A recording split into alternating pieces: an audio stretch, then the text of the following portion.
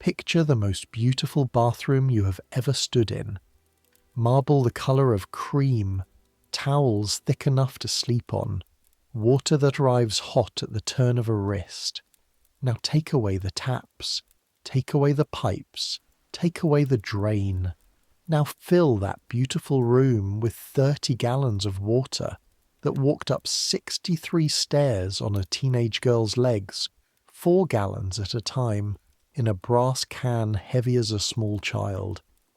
Add a doctor who insists the water must finish cold, a thermometer kept in a locked wooden case like a holy relic, a cake of soap that costs more than the girl carrying the water earns in a week, and a lady standing shivering behind a screen at 7 in the morning, waiting to be poured over like a garden. That's Mayfair, London, 1857. The richest square mile of the richest city on earth, where the houses are stuffed with silver and silk, and not one of them, not one, has a bath you could fill without somebody's arms aching for an hour afterward. A place where a woman can own 400 pounds of French lace and still wash her hair once a month. Where the same city that builds iron ships and telegraph cables drinks its own sewage and calls a cold sponge at dawn a medical treatment. A place where you could carry 50 pounds of hot water before sunrise and be invisible by breakfast. We're going back there tonight. Not as tourists gaping at the ballrooms and the carriages. We're going below stairs and then up all those stairs over and over with the cans. 1 year, 1 pair of hands, everything they would have lifted, hauled, poured, scrubbed and survived. So, I make these history stories, and honestly I have no clue if anyone actually sleeps to them, or if you're all just weirdos who like hearing about mercury face washes and lead-weighted bathing gowns. Either way, subscribe if you want. Get comfortable. Here we go. Your eyes open to darkness. For a moment, maybe half a second, you've forgotten where you are. Then it hits you. The smell. It's not just one smell, it's layers. Tallow first, from the candle stub you burned down to nothing last night, still greasy in the air. Then damp plaster, because the attic wall behind your head sweats in the night and has done since before you came. Then yesterday's soap boiling from the scullery 4 floors below, a fatty, ashy smell that climbs the back stairs and gets into the blankets. Then the chamber pot under the bed, which is Sarah's fault as much as yours, and underneath it all, the low animal smell of 2 girls who work 14 hours a day and wash properly once a week, and one of them is you. Welcome to London in May, 1857. You're lying on a straw mattress that has shaped itself to 2 bodies in a servant's attic at the top of a tall house on Upper Brook Street, Mayfair, the handsomest stretch of brick between Grosvenor Square and Hyde Park. Below you, floor after floor of sleeping money, your name is Ellen Hartley. You're 17 years old and you arrived here 5 weeks ago from a village near Staplehurst in Kent, with a tin box, 1 good wool cloak, and a character letter from the rectory that Mrs. Bell read twice without smiling. Back home, everyone said London would swallow you whole. They weren't wrong, they just didn't say how. The church bells are already ringing, not just one church, dozens, spread across the dark, each a half beat behind the next. St. George's, at Hanover Square, is closest. Its bells have called this parish out of bed for over 130 years. Handel himself sat in that church and heard them. That's already an old story in 1857. The bells were ringing before your grandmother was born, and they'll be ringing after everyone in this house is dust. 5 o'clock, you need to get up. Mrs. Bell will have your hide if the grates aren't done before the family stirs, and in this house the family stirs early because her ladyship bathes at 7. Not breakfast at 7, bathes, And a bath in this house is not a thing that happens. It's a thing that is built every morning by hand, and the hands are yours. The floorboards are cold under your bare feet, cold in May. The attic has no fireplace. Fireplaces are for the floors where the family lives. Beside you, Sarah is still asleep, breathing through her mouth, one arm flung across the warm hollow you just left. Yeah, you share a bed. That's normal. Most housemaids do. Privacy is a luxury nobody at your level can afford. At least Sarah doesn't steal the blanket more than twice a night, and she talks in her sleep in a soft Norfolk mumble that's almost company. You splash water on your face from the basin on the washstand. The water is cold and faintly brown, and here is the first strange thing about your new life. This brown water is the good water. It came out of the Grand Junction Company's pipe, through the house cistern, up 4 floors in a can, and it has only been sitting in the jug for 2 days. In Kent, you drank from a well so clear you could see a dropped pin at the bottom of the bucket. In London, the finest addresses in the empire take their water 3 days a week, for a few hours at a time, from an iron main under the street, and store it and ration it and speak of it the way farmers speak of rain. Water doesn't simply come to a house here, not even this house. Water is fetched, pumped, caught, carried and counted. You will learn before this year is out that every drop of it has a cost, a weight and a history, and that most of the history is disgusting. Your clothes are where you left them, folded over the chair because Mrs. Bell inspects the attics on Fridays. A print dress in lilac cotton, washed so many times the pattern is a rumour. A coarse apron for a morning work, sacking hard at the hem. Woolen stockings darned at both heels. Boots with the split starting over the left toe that you keep blacking so no one sees. Your cap is your one bit of pride. White, plain, but starched so crisp it could stand on its own. It marks you as an indoor servant in a good house, rather than a maid-of-all-work in some clerk's villa, boiling and scrubbing and answering the door all at once for £8 a year. Appearances matter in this city. They matter more than almost anything. You're dressed and pinned and capped in the dark in under 10 minutes, because a housemaid seen looking like she just woke up is a housemaid who gets spoken to, and being spoken to twice is the beginning of being sent home. Down the back stairs, then. And when I say back stairs, I need you to understand what that means in a Mayfair house. This isn't a staircase in the ordinary sense, it's a shaft. A steep, narrow, windowless well of stone drilled through all 6 levels of the house, from the attics, past the family bedrooms, past the drawing rooms, past the dining room, down into the basement, so that the people who make the house run can move through it without ever being seen. The front stairs are for the family, wide and shallow and carpeted. The back stairs are for you, and they are pitched like a ladder, and you will climb and descend them perhaps 30 times today, and by August you will be able to do it in the dark, carrying 4 gallons of water without spilling a cupful.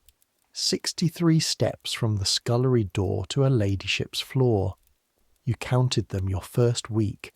You will never stop counting them. The basement is already alive. The kitchen fire is lit.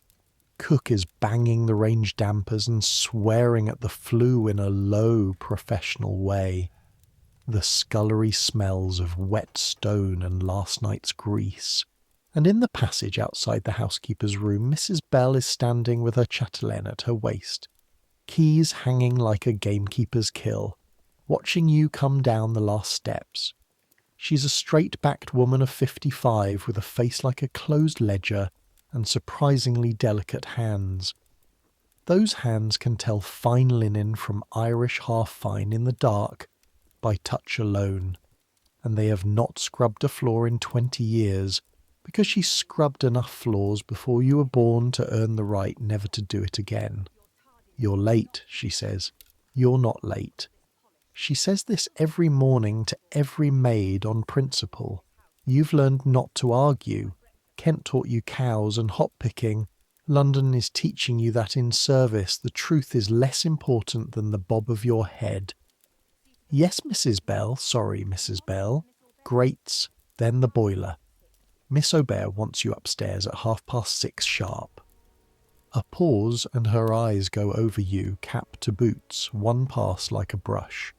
Sharp Ellen. Her ladyship's bath does not wait on a Kentish gawk. That's you. The Kentish gawk. It could be worse. The last third housemaid was the clumsy article, and she lasted 11 weeks. The grates first.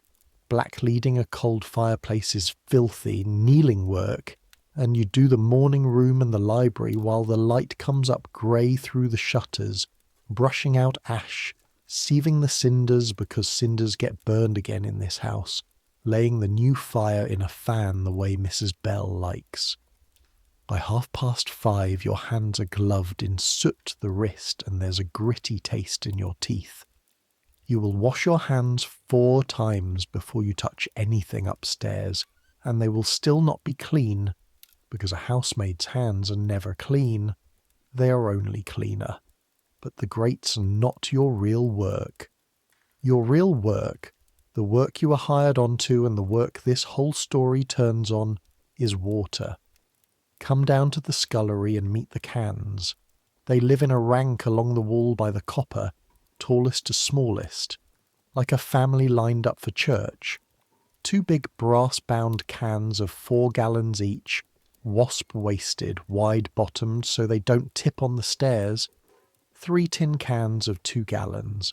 A pair of enamel slop pails, which carry water of a very different character in the other direction, and which you will not confuse with the clean cans even once. Not ever. Because that is the kind of mistake that ends a girl's service in an afternoon. The biggest brass can, the 4-gallon on the left, has a dent in its lip, low on one side, from being dropped down half a flight some years before you came. Because of the dent, it pours a hair wide on the left, and it holds, Miss Aubert says, a pint or so shy of true. Everyone in the basement knows this can by name. It's called the Widow. Nobody remembers why. When you carry the Widow, you tilt her a touch to the right, or she weeps down your apron the whole 63 steps. Remember the Widow. She matters later. A full 4-gallon can weighs close to 50 pounds. You weigh perhaps 8 stone yourself.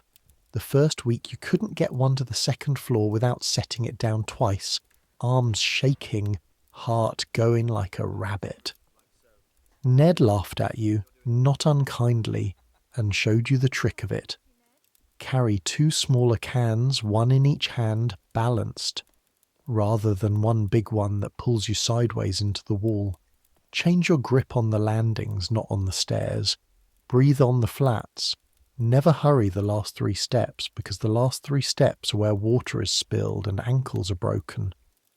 Ned is the odd man, 20 years old, born within sound of the Paddington Basin, shoulders like a door from 10 years of coal and cans and luggage. He hauls the coal scuttles up to every fire in the house, morning and evening, and he pumps at the cistern handle, and he says the same thing every single morning when the waterwork begins. So help you every morning, like a church response. Hot water walks upstairs on somebody's legs, Nell. He hands you the first can. Remember whose? Where does the hot water come from? From the kitchen and from fire. There is no other way. At the back of Cook's great black range sits the boiler, an iron tank that drinks from the cistern and warms all night on the banked coals, and beside the scullery stands the copper, a brick furnace with a vast copper basin set into it, big enough to bathe a pony, which is lit for laundry for the family's baths, and for nothing else without permission. Every gallon of hot water in this house was cold water first, carried to the fire, and coal carried to the fire under it, and the coal came up the coal hole from a cart on Ned's back at 18 shillings the ton. Mrs. Bell can tell you to the penny what a bath costs. She counts it the way other people count silver. At 6:20 you fill the first cans from the boiler cock, steam rolling up your sleeves, and begin the climb. 2 gallons in each hand, 40 pounds of water and metal, 63 steps. By the second landing your forearms are burning. By the third, the handles have pressed white grooves across your fingers. You breathe on the flats, like Ned says. You do not hurry the last 3 steps. And at 6:30, sharp, you set the cans down outside her ladyship's dressing room, knock once, softly, and step into the strangest schoolroom you will ever stand in. Miss Aubert is waiting. She is her ladyship's own maid, 38 years old, half French on her mother's side, dressed in plain black silk that whispers when she moves. She has been 15 years in service to fine women, in Paris for 2 of them, and she carries herself like a duchess and earns £22 a year, which is more than twice what you do. And she knows more about the human skin than most physicians, though nobody will ever call her anything but a servant. Her own hands she keeps gloved whenever she can. When the gloves are off you can see why.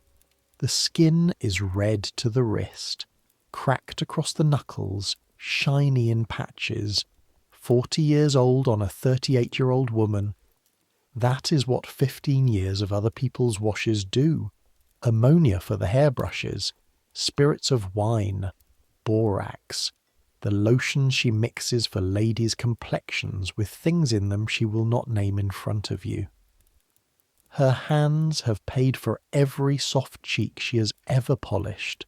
For her own hands she keeps a small green glass jar, glycerin and rosewater, and something else she measures at night when the still-room is empty. And she hides it on the still-room shelf behind the 3rd jar of preserved damsons, because what is not hidden in a big house is borrowed, and what is borrowed is gone. You know where it sits. She showed you once, watching your face while she did it, which in Miss Aubert's language is a kind of oath of trust. You're on time, she says. From her, that's... The dressing room is on the 2nd floor, over the drawing room beside her ladyship's bedroom. It is not a bathroom. There is no such room in this house. It is a panelled room with a fireplace, a folding screen of Chinese silk, a mahogany washstand, a sponge bath like an enormous tin saucer, a hip bath shaped like a great slipper, and, on Saturdays, the full-length japanned bath that lives the rest of the week in a cupboard on the landing. The fire is already lit. You laid it at 5:30. The room must stand at 65 degrees before her ladyship's door opens. Not near 65. At it. How do you know when a room is at 65 degrees? Because of the object Miss Aubert is unlocking now. A wooden case, the size of a pencil box, velvet-lined. Inside, a bath thermometer, a slip of ivory, a bulb of quicksilver, a scale of neat black numbers. It belongs to Dr. Pierce, on loan to the household, and it is treated with more ceremony than the teaspoons. Miss Aubert lifts it out the way the rector back home lifted the communion cup. The doctor's glass, she says. It does not leave this room. It does not fall. It does not lie. Her ladyship's morning water, 60 degrees winter and summer. The evening foot bath, 104. The Saturday bath, 98, and the finishing can, cold as the cistern gives it. You will learn the numbers before you learn anything. 60 degrees, winter and summer. Hold that number. Put your hand right now under a tap running at 60 degrees and count how long you keep it there. That is the water A delicate, wealthy 34-year-old woman will have sponged along her spine every single morning of this year, on her physician's strict instruction, because 'tis good for her. This is the first thing nobody tells you about being a Victorian lady. The luxury is not comfort. The luxury is having someone else carry the discomfort upstairs. Why cold, you ask? You're new enough to still ask why. Miss Aubert slides the thermometer into the sponge bath's shallow water and watches the quicksilver crawl. Because Dr. Pierce read a book, she says. Because a man named Priesnitz in Austria made cold water fashionable, and half the physicians in London followed him the way gulls follow a plough. Because her ladyship's nerves are delicate, and cold water is bracing, and bracing is the word doctors use when they mean unpleasant on purpose. She lifts the glass, reads it, tips in a measured splash from your hot can, stirs with her gloved hand, reads again. And because nobody ever lost a wealthy patient by prescribing suffering, suffering feels like medicine. Remember that, and you will understand this whole house. Then the inner door opens, and you see her ladyship for the first time up close. Lady Marchmont is 34, tall, with brown hair taken down for the night in a plait as thick as a bell rope, and the pale indoor complexion that costs so much labour to keep. Her husband sits in the House of Lords and is rarely home before the streets are dark. She has crossed her own dressing room perhaps 10,000 times, and has never once carried the water in it. This is not cruelty. It would simply never occur to her, any more than it occurs to you to wonder who wove your stockings. She does not look at you. You are 2 years in this house away from being looked at.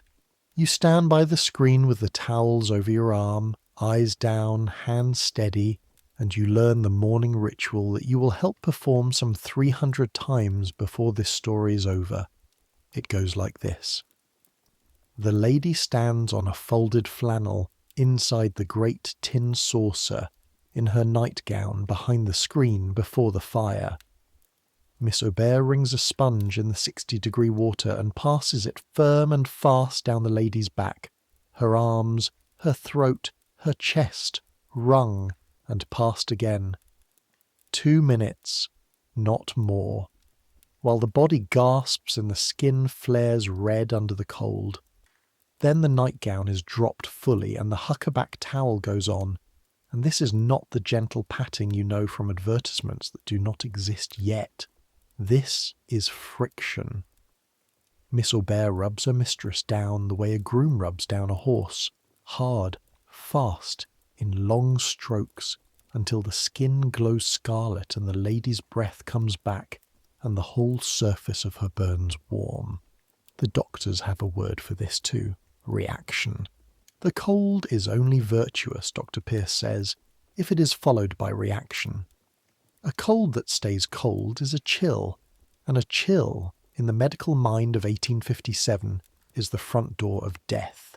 Your work during all this is water and cloth, fresh sponge, dry towel, the can, the slop pail, the flannel for under the feet. You kneel and catch the grey water as it runs from the saucer's lip into the pail. You are 4 feet from a peeress of the realm shuddering naked behind a silk screen. And the strangest part, the part you will still be turning over in your mind tonight, is this. You are not there. Servants have no eyes. Her ladyship can stand before you like this because, in the arithmetic of the house, you are furniture that breathes. It is not trust. It is the opposite of trust. It is a wall so high that no one on her side of it needs to know your name. The pail, Ellen, Miss Aubert murmurs, and you pour and carry and say nothing, and are nothing. Beautifully, professionally nothing, all the way down 63 steps with 4 gallons of a countess's gooseflesh gone cold in the cans. By 7:30, her ladyship is in her wrapper, drinking chocolate, glowing like a scrubbed apple, and you have carried up, heated, poured, caught, and carried down again some 9 gallons of water, and the day's bathing has barely begun, because the morning sponge is only the small ceremony. There are still hands and faces before every meal, the nursery-style ewers in every bedroom, his lordship's shaving water at 8 precisely, hot, a can of it, and woe betide the house if it arrives at 7:55 and stands cooling on the marble washstand, because a gentleman stropping his razor against a cold lather is a gentleman who rings bells. And on Saturday there is the bath. Capital B. But before we get there, you have to understand where all this water comes from, because on Thursday Mrs. Bell sends you out with Ned to see the turncock, and that errand is going to teach you more about London than a year of Sundays. Thursday is a water day. In this part of Mayfair, the Grand Junction Waterworks Company turns its supply into the district mains on 3 mornings a week, a few hours at a stretch, and every house along the street opens the cock to its cistern and drinks its fill like a row of cattle at a trough. Somebody has to be watching when the water comes. Somebody has to know the man who brings it. That man is Mr. Grimshaw. You meet him first on the pavement outside the area railings, a little after 8, while Ned leans on the coal-hole cover and the morning traffic grinds past. Mr. Grimshaw is the turncock for this walk of the parish, 60-odd, in a brown coat with the company's brass badge on the breast, and he carries a long iron key over his shoulder the way a soldier carries a musket. His whole working life is holes in the pavement. He walks his miles of street, lifts the little iron flap, sockets his key onto the stopcocks below, and turns the water of the West End on and off like God working part-time. Grand Junction, he says to you, by way of introduction, tapping the badge. Finest water in London, which, he lifts the pavement flap with his boot, is a race with 1 horse in it. And when I say the water companies ran London, I need you to understand what that means. This isn't a public supply with mains pressure and a tap in every kitchen. This is 9 private companies, 9 little kingdoms, each with its own patch, its own pipes, its own prices, and until 5 years ago most of them pumped their water straight out of the Thames in the middle of the city, which is to say, straight out of the same river that every sewer in London empties into. You drank what the tide brought past the pipe mouth.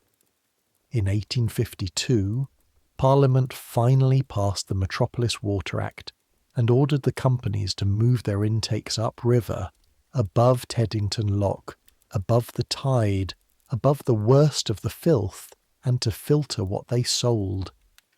The Grand Junction pumps from Kew now, sand-filtered, which is why Mr. Grimshaw calls it the finest in London, and why the brown in your morning jug is only a little brown.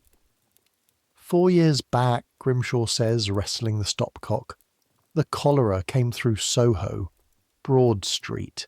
Not my company, mind. Pump water. 500 dead inside a fortnight. Near enough, in a patch you could walk round in 10 minutes. The iron key groans.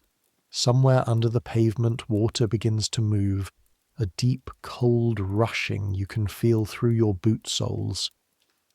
There was a doctor there. Snow his name is. Went round with a map making marks where the dead had lived, and the marks all stood around that one pump like mourners round a grave.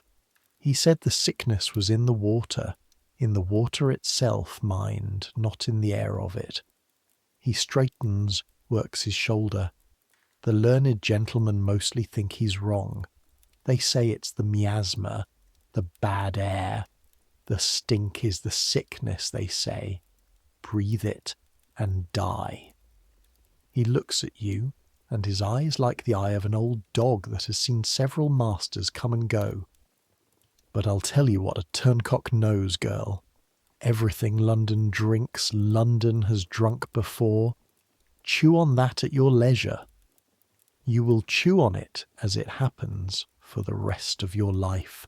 The cistern stands in the yard by the scullery door, a great lead-lined tank on brick piers, big as a wardrobe laid on its back, with a wooden lid gone silver with age. And here is a thing about that lid. It does not sit true. It warped in some hot summer before your time, and it rides up at one corner, leaving a gap 2 fingers wide, and through that gap the world gets in. Soot. Leaves off the plane trees. Drowned moths. Once, your second week, a sparrow, which you lifted out with the skimming net while your stomach folded itself in half, and Ned said, cheerful as a robin, that a sparrow was nothing, that at his last place they found a rat had wintered in the bullcock. Skimming the cistern is your job now. Monday mornings, up the ladder from the yard. Mrs. Bell has asked Ned to weight the lid with a brick. The brick is always somehow elsewhere. Mark that warped lid. Of all the small crooked things in this house, that one is going to matter most. Filling the house takes the better part of the morning. The main cistern feeds a smaller one in the attics by way of Ned, and a hand pump, and 104 strokes of the handle you've counted, and the attic tank feeds nothing at all but a single cold tap on the second-floor landing. The house is one concession to modern plumbing, of which the household is quietly proud. From that tap and from the yard every drop is cans. While Ned pumps, you ferry. To the bedrooms, to the kitchen crocks, to the stone filter in the butler's pantry that drips clear water for the family's table at the rate of a sleeping heartbeat. And because Mrs. Bell believes an errand should never travel empty-handed, Thursday also sends you across the parish with the washing book to the laundress who does the fine linen, and that walk takes you down South Molton Street and along the roaring length of Oxford Street, and if you time it kindly, which you always do, you can stand 1 minute at the corner and look at London going past. Because when I say crowded, I need you to understand what crowded means in 1857. This isn't modern crowded, where you weave a little on a busy pavement. This is a moving wall. Omnibuses in their bright liveries, knife-boarded with passengers on top, grinding wheel to wheel. Hansom cabs cutting through gaps a cat would think twice about. Brewers' drays with horses the size of haystacks. Crossing sweepers darting into the traffic to broom the horse dung out of a lady's path for a halfpenny. A milkwoman with her yoke and pails crying her wares. A water cart laying the dust. Boys selling papers full of the Indian news, because this is the summer of the mutiny, and the whole city reads the telegrams from Delhi with its breakfast, and argues about them till night. The noise is a weather. Iron tyres on granite sets, hooves, whips, bells, and under it all the great low mumble of 1.5 million people talking at once. And through it, twice on every street goes water. You start seeing it once you know to look. The water cart. The milkwoman, whose milk is 1 part pump water, everybody says so. The brewer's dray, because beer is water that has been made safe by boiling, and half of London drinks it for exactly that reason, children included, small beer with breakfast, and no one thinks this strange. The city is a body, and water is its blood, and the heart of it, the wide grey heart the whole machine beats around, is the river you can smell from Oxford Street on a warm day when the wind comes wrong. Keep walking, Ellen. You'll meet the river properly next summer. For now it's Saturday you need to worry about. Saturday is the bath. The copper is lit at noon. By 4 the scullery is a Turkish fog, and Ned and the kitchen fire between them have brought some 30 gallons to heat. At 6 the japanned bath comes out of its landing cupboard, 6 feet of enamelled tin like a coffin for a mermaid, and goes down on the spreadsheets before the dressing room fire. Screens up, towels on the horse, flannel on the bottom of the bath because tin against a wealthy spine is not to be borne. Then the procession. There is no other word for it. 8 trips, 2 cans at a time, you and Ned turn and turn about on the 63 steps, and Miss Aubert at the top with the doctor's glass, building the bath degree by degree like a mason. 98. Blood heat, not a whisker over. Your shoulders sing. The stair rail is greasy with steam. On your last trip you carry the widow, tilted a touch to the right, and Miss Aubert takes her from you at the door with both hands, because the widow full is a 50-pound animal with a mind of its own. Her ladyship bathes for 20 minutes by the mantel clock. Castile soap from Spain, olive oil soap mild as butter, 2 shillings the cake. You have held a cake of it in your hand and thought, this is a week of my wages, lathering itself away into water I carried. Miss Aubert washes her mistress's back with a turkey sponge the size of a loaf. The fire cracks, the screens glow gold. From your post by the door, waiting with the cans for the finish, you can see nothing but shadow on silk, and hear the small lap and pour of a body at rest in warm water. And it is, you must admit, in a room lit like that, on aching legs, one of the loveliest sounds you know. Then the finish, because Dr. Pierce's regimen ends every warm bath the same way. Her ladyship stands, streaming, and Miss Aubert lifts the last can, the cold one, cistern cold, and pours it down her spine from the nape. One long, merciless silver rope of it, and her ladyship gasps like a swimmer and grips the bath's rim, and the goose-flesh comes up under the firelight, and then the towels, the friction, the scarlet glow, the reaction, bracing, the nerves toned like harp strings. The doctor is very pleased with her progress. You empty the bath afterward, of course. 30 gallons out the way, 30 gallons came in, pail by pail, down 63 steps, grey with Castile soap and a countess's Saturday, and you sluice it into the drain in the yard from which it runs to the sewer, from which it runs, untreated every drop, into the Thames, where, below the old intakes, it becomes, in the fullness of the tide, somebody's water again. Everything London drinks, London has drunk before. You didn't understand the turncock when he said it. You are beginning to. And now, because you have carried a lady's bath, it is only fair you get your own. Saturday night, past 10, when the family's at dinner somewhere grand and the kitchen is scoured and cook has gone up, the maids bathe.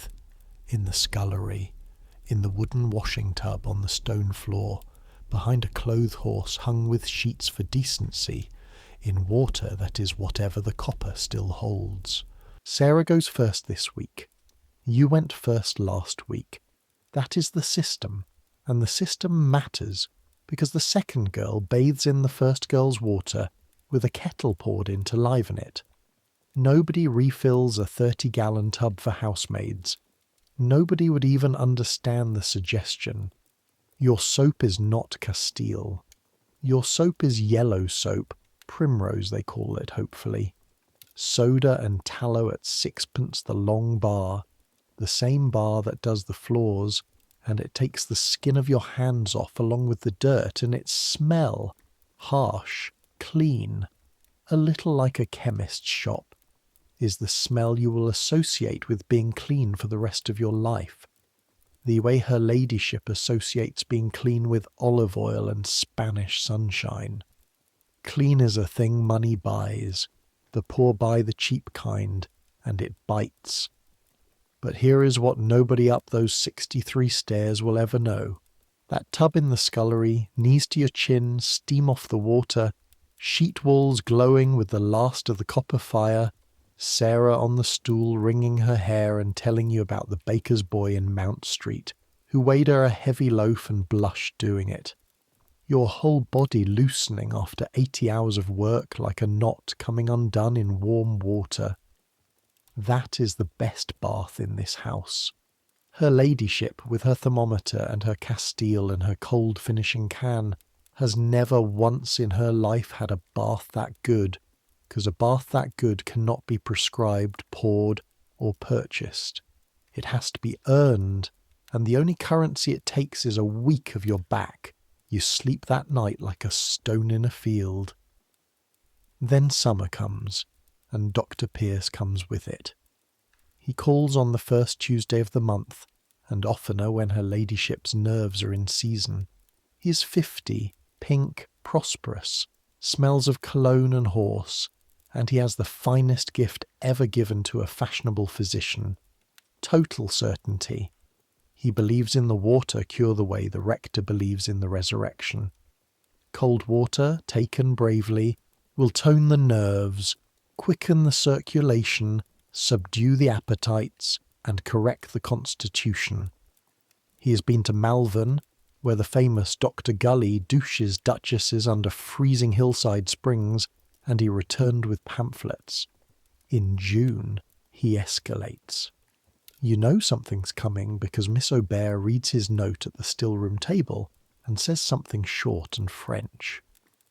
What comes on a carrier's cart is the shower bath. It stands in the dressing-room like a sentry box built by an undertaker. A tin cabinet, tall as a door with a curtain, a perforated cistern at the top, a cord hanging down, and a treadle and pail arrangement behind for the servant, who is you. The lady stands within, in an oilcloth cap. The maid climbs the little steps and fills the upper vessel, 3 gallons, cold, always cold, the doctor is explicit. The lady grips the rail, the lady pulls the cord. The first morning her ladyship used it, the shriek went through 2 closed doors and down the front stairs, and the second footman dropped a chafing dish, and in the kitchen cook said without looking up from her pastry, "That'll be the new health." 3 gallons of cold water, all at once straight down. Dr. Pierce calls it the most efficient tonic in medicine. Her ladyship calls it, you have heard her call it, through the screen, in the flat voice of a woman conscripted into her own life, the morning penance. But she pulls the cord herself, every day, because her physician has told her that her headaches, her sleeplessness, her flutters of heart, all of it, will yield to discipline, and discipline is the one thing a well-bred woman has been trained since the nursery never to refuse. You refill the upper cistern while she is towelled. Your arms have stopped aching by June mostly. Something in your shoulders has changed shape since April. In Kent you could carry a yoke of milk. Now you can take the widow up 63 steps and your breath at the top comes level. You're proud of this in a way you would not know how to explain to anyone but Ned, who noticed a month before you did. Told you, he says, pumping, easy as a pendulum, 101, 102. First month it breaks you, second month it builds you. You carry. That's the whole of it. That is also the month you learn what the river is.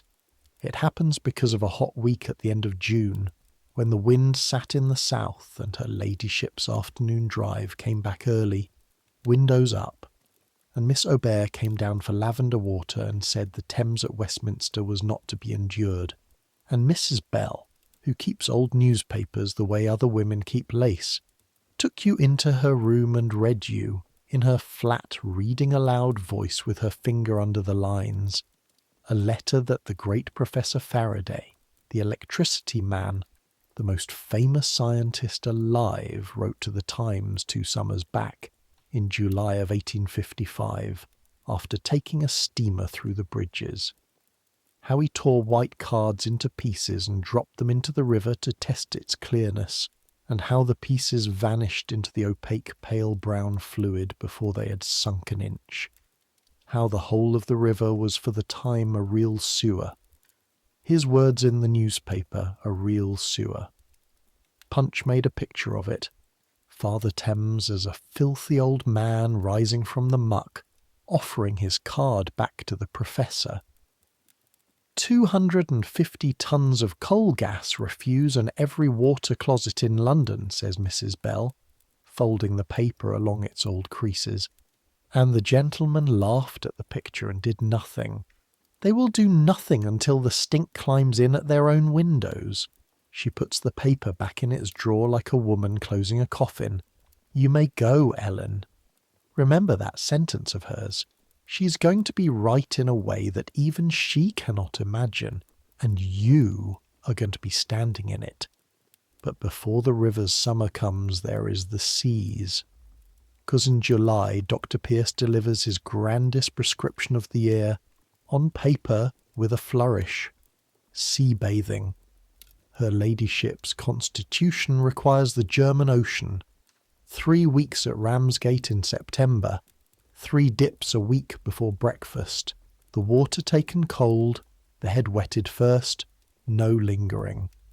Sea water, the doctor explains to her ladyship at length while you hand the tea things, contains virtues no fresh water can offer. Some physicians, he notes with approval, recommend drinking it, a half pint, warm, though he himself holds this old-fashioned.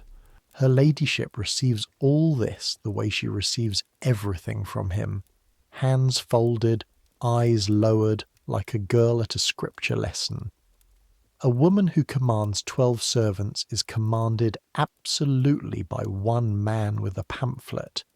You're beginning to understand that the torture in this house has an architecture, and that her ladyship does not stand at the top of it.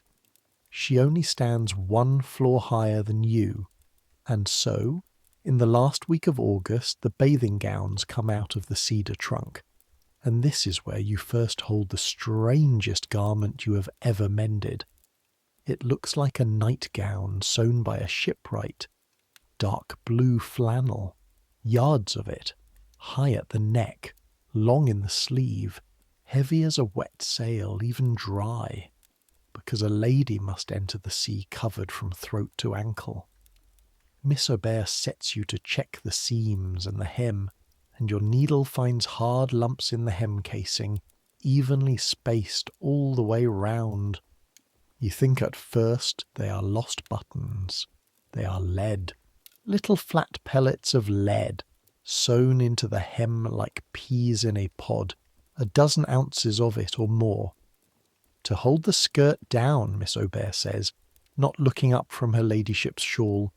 Flannel floats, a wave comes, the gown balloons, and the world sees a baronet's wife's legs, and the world must never do that. So we weight the hem, and the gown stays modest. And when the wave pulls, you ask, feeling the lead click under your thumb. Miss Aubert's needle stops for 1 stitch. Then the gown stays modest, she says, and the dipper had better keep her grip. Sew them fast, Ellen, all of them. If we're going to hang lead on a woman in the sea, let us at least sew it on properly. You sew every weight twice over, and you bite the thread, and you fold the gown away, and you do not know yet why your hands took such care. You will know in September, on a grey morning, in the noise of the surf. The house begins packing on a Monday. By Wednesday the hall is a fortress of trunks. Cook and the kitchen stay, Mrs. Bell stays, keys and all. The seaside party is her ladyship, Miss Aubert, the first footman, and because sea bathing is waterwork and waterwork is yours, you. Sarah helps you carry the trunks down and is frankly, greenly jealous, and says so at midnight in the attic with her feet in your back. The sea, she says. I've been in service 6 years, and the farthest I've been sent is Kensal Green for a funeral. It's work, you say, because 'tis what you are supposed to say. It's the sea, you Kentish gawk, says Sarah into the dark. Bring me back a shell, and mind a wave doesn't have you. You promise the shell, and you get the wave. But that's Thursday's story, and this is only Tuesday night. And even in a story, someone has to sleep. The train leaves from London Bridge Station on the first Tuesday of September, and it is your first train, though you would be flogged before admitting it.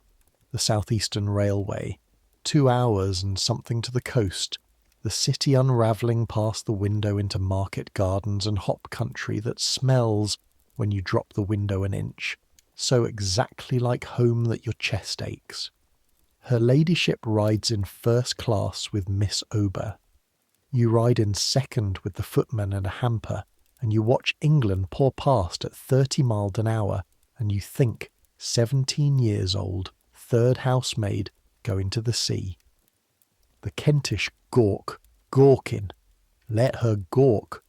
Some mornings pay wages no one records. Ramsgate is light. That is the first thing.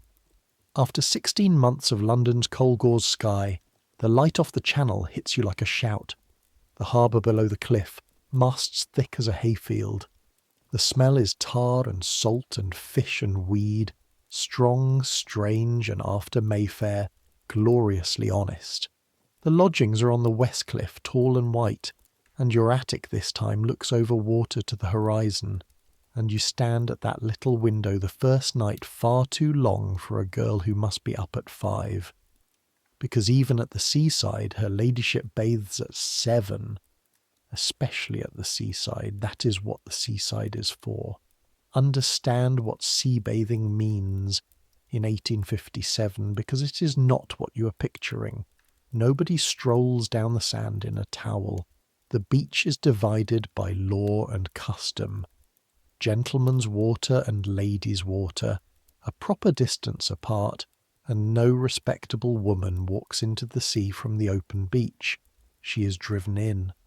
The bathing machine does the driving, a wooden hut on cart wheels, tall as a tool shed, with a door at each end and a horse in the shafts. The lady climbs in from the dry sand in her walking dress. The horse hauls the whole box down the beach and into the water axle deep. Inside, in the dark on a wet bench swaying, the lady changes into the blue flannel gown, the one with your lead in the hem, and hangs her dry clothes on the pegs, and then the seaward door opens, and the machine's great canvas modesty hood, an awning like a whale's mouth, invented up the coast at Margate 100 years ago by a Quaker named Beale, cranks down over the steps so that the lady enters the ocean unseen in a private pocket of shadow and surf. And there, in the water, the dipper is waiting. The dipper at Ramsgate is a woman built like a capstan, brown as a walnut to the elbows, white to the shoulder, in oilskin and flannel, who has stood in this surf 6 months a year for 30 years. Her forearms are the forearms of a blacksmith. Her business is simple, ancient, and brutal. She takes the lady by the hands, walks her out to depth, and dips her. Under, all the way. Head wetted first, the doctors insist, and the dippers agree because the dippers and the doctors have the same theology. The shock is the cure. First time, my lady, says the dipper, and her ladyship, chin high, gown already ballooning till the lead hem sucks it down, says that it is not, that she bathed at Brighton as a girl. Then you know, my lady, says the dipper, with the vast politeness of a woman who has ducked marchionesses, that it goes easier quick than slow. And she dips her. 1, the sea closing over the oilcloth cap.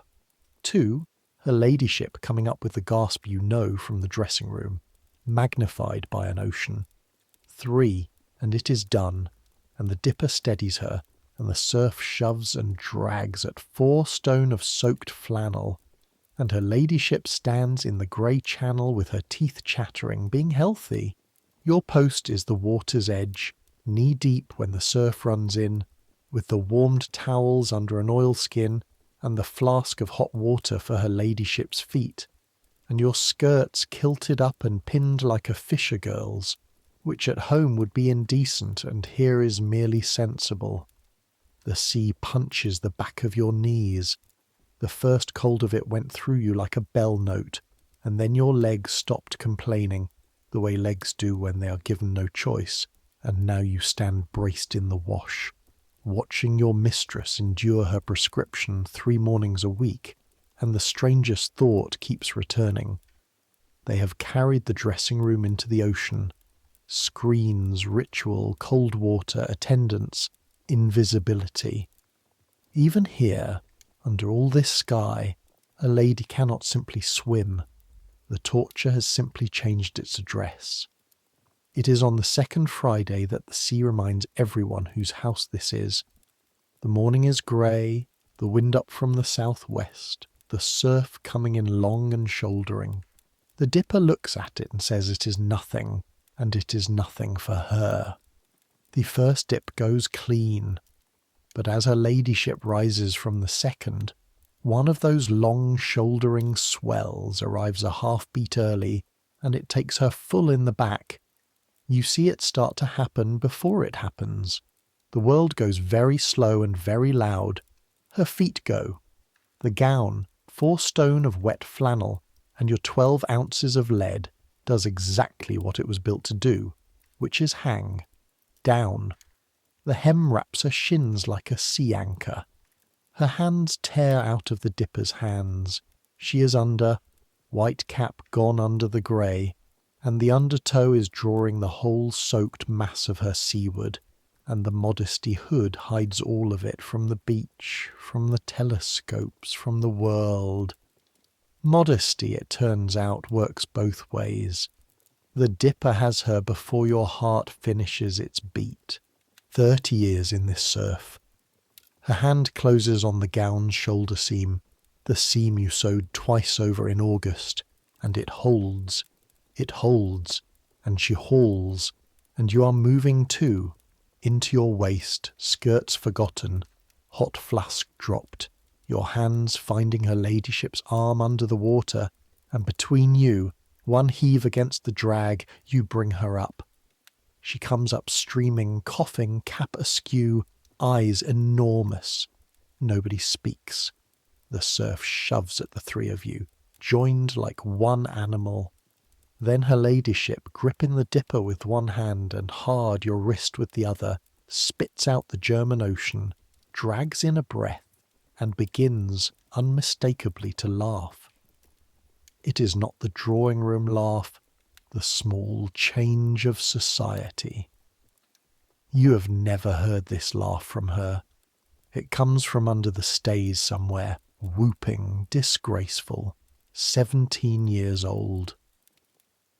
The dipper grins her walnut grin, and you, waist-deep, ruined boots full of shingle, holding a baroness upright in the sea with both hands, find that you are laughing too, and that no one is going to stop you. "Well," says her ladyship at last, wiping her eyes with the soaked wrist, sea and mirth indistinguishable on her face. Dr. Pierce did promise the circulation would be quickened. That evening you are called up alone to the lodgings parlour, and her ladyship, dressed dry, restored to her altitude, says only, "You went into the water quickly, Ellen." A pause. You examine the carpet. "Miss Aubert tells me you also sewed the gown." Another pause, longer.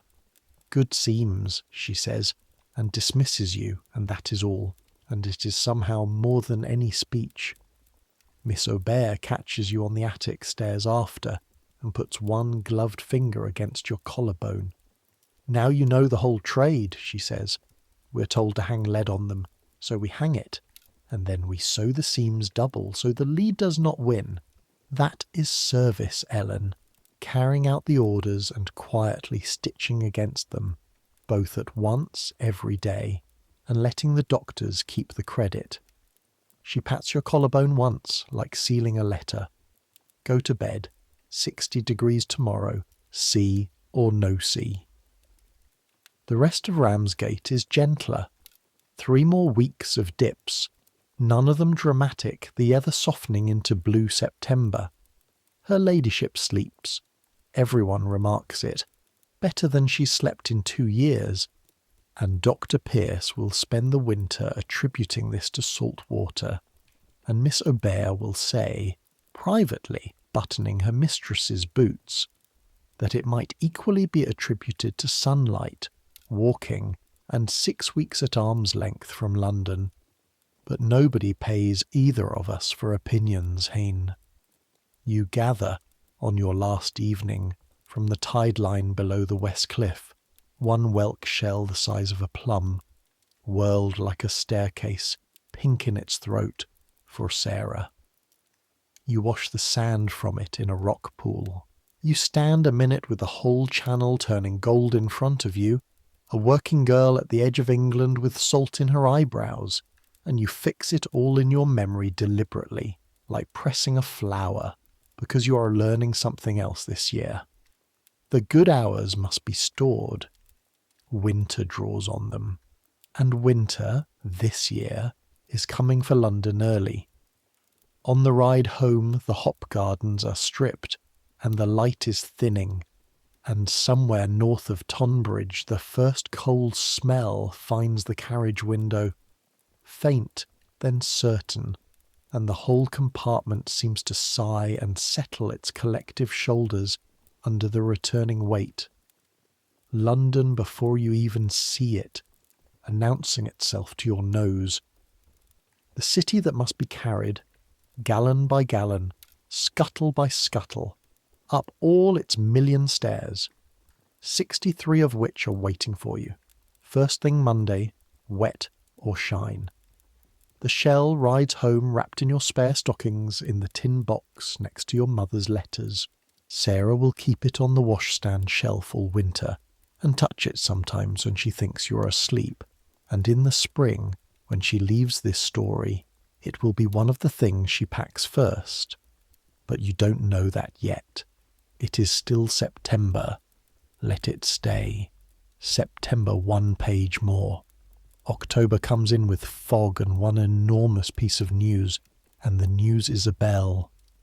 All that year, across the roofs at Westminster, they have been building the great clock tower for the new Houses of Parliament, and all that year London has talked about the monster bell cast for it, 16 tons of metal, the biggest bell in Britain, hung on a gallows of timber in New Palace Yard where the crowds could go and stare while it was tested. Ned went on his Sunday out and came back full of it, the hammer strokes you could feel in your chest, the swells who drove down just to hear it struck, and then, in the middle of October, it cracks. A great split up the sound bow, dead, unringable, 16 tons of scrap in the middle of Westminster.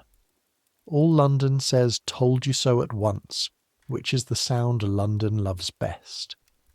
The papers argue about whose fault it was, the founder's metal or the engineer's hammer, all winter. In the kitchen, cook delivers the verdict of the basement classes.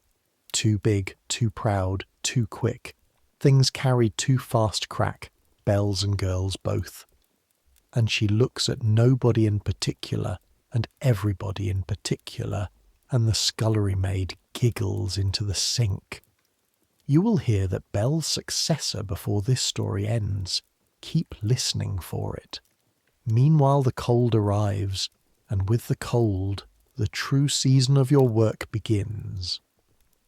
Because here is what no one tells you about the strange torture of bathing like a Victorian lady. It is a winter sport played in an unheated arena.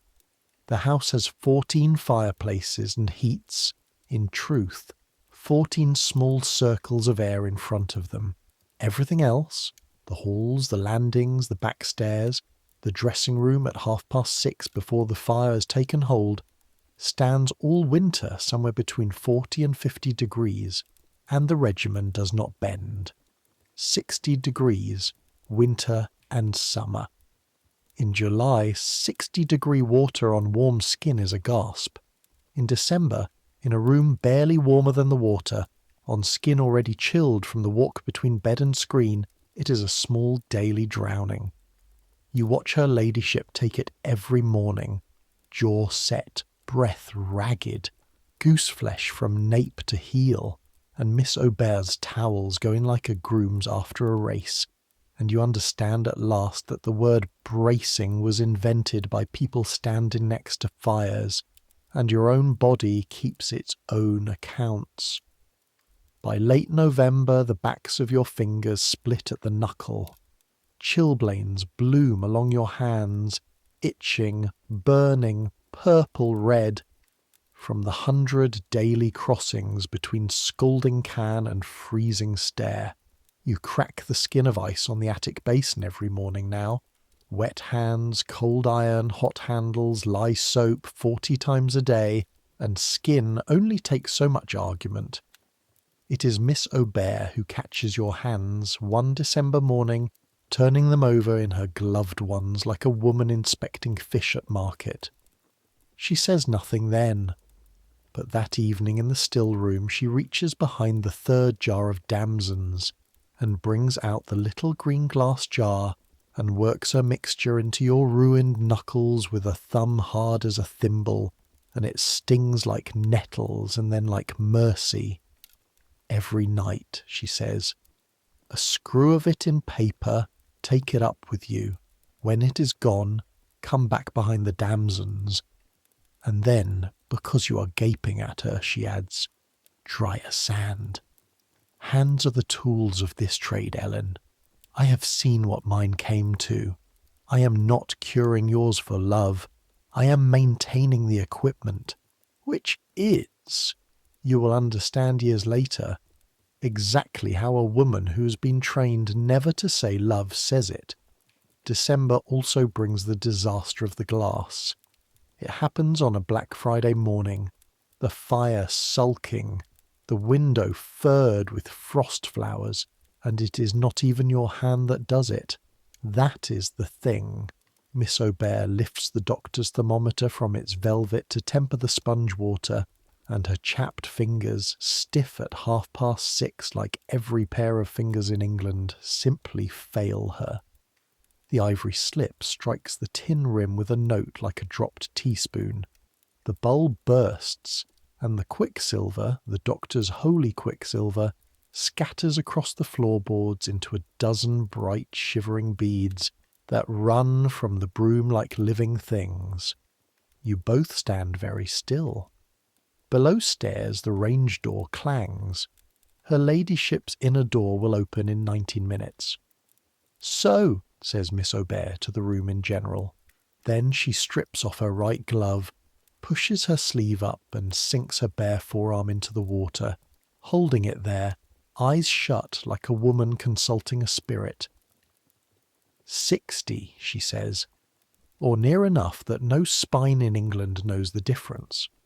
The elbow, Ellen, is older than the thermometer, and it was never once dropped. She gathers the beads of mercury into a paper twist with the deftness of long practice, which tells you its own story about how many of these instruments have died in dressing rooms down the years, and she looks at you and says the thing that makes this morning matter. Now you, arm in, learn it. And that is how you spend the darkest fortnight of 1857, apprenticed to water itself, elbow in at every temperature the day offers. This is the boiler at first draw. This is 60. Feel where it stops being cold and starts being cruel. This is 98. Blood heat. The water you cannot feel at all. The water your arm mistakes for air. Feel it. Name it. Check it. Again. A replacement glass is bought quietly from an instrument maker in Bond Street. 3 shillings and 6pence out of household sundries, and Dr. Pierce is none the wiser. and here is the joke you must never tell him. For 2 full weeks before the new glass came, every bath in this house was tempered by a housemaid's elbow, and her ladyship's regimen ran on without a ripple, and the great man examined his patient in the new year and pronounced her response to the winter course most satisfactory. The glass, you understand at last, was never the instrument. You are the instrument. The velvet case and the locking of the little box, all that ceremony exists to reassure the people upstairs that science is present in the room. Science in this dressing room is a Frenchwoman's forearm, and now, God help you, yours. 10 days before Christmas, in the attic, in the dark, Sarah tells you she is leaving. You knew before she said it. You have shared a bed with her for 8 months. You know her breathing better than your own, and it has been rehearsing something for weeks. The baker's boy from Mount Street, the one who weighed her a heavy loaf and blushed, has a name, George, and George has spoken to his master, and his master has a cottage going behind the bakehouse, and the banns go up in February. She will leave at the March quarter day. Mistress of 2 rooms and a bake-oven, she says, trying to laugh, and her hand finds the whelk shell on the shelf in the dark. You hear the small click of it, and neither of you says anything for a while. You'll get my place, she says at last. Second housemaid. Mrs. Bell's already thinking it. I can tell. She stopped calling you the gawk. A long pause, her voice already half asleep. Funny, though. Whole city of water, Nell, and I'm leaving service for bread. Christmas in service is work with holly on it. The family dines 14 on the 25th. The kitchen fights a goose and a round of beef and a pudding like a cannonball from 6 in the morning. There are extra cans to every guest chamber, extra fires, extra everything. But on St. Stephen's Day come the Christmas boxes, and Mrs. Bell hands yours over with the sum written in her own hand on the envelope, 7 shillings and 6pence, and something else besides, a flat parcel that proves to hold a pair of knitted mittens, grey, close work, no note whatever. You learn from Cook, who learns everything, that Mrs. Bell knits a pair every Advent for whichever girl has had the rawest year of it, and has done since anyone can remember, and would deny it under oath.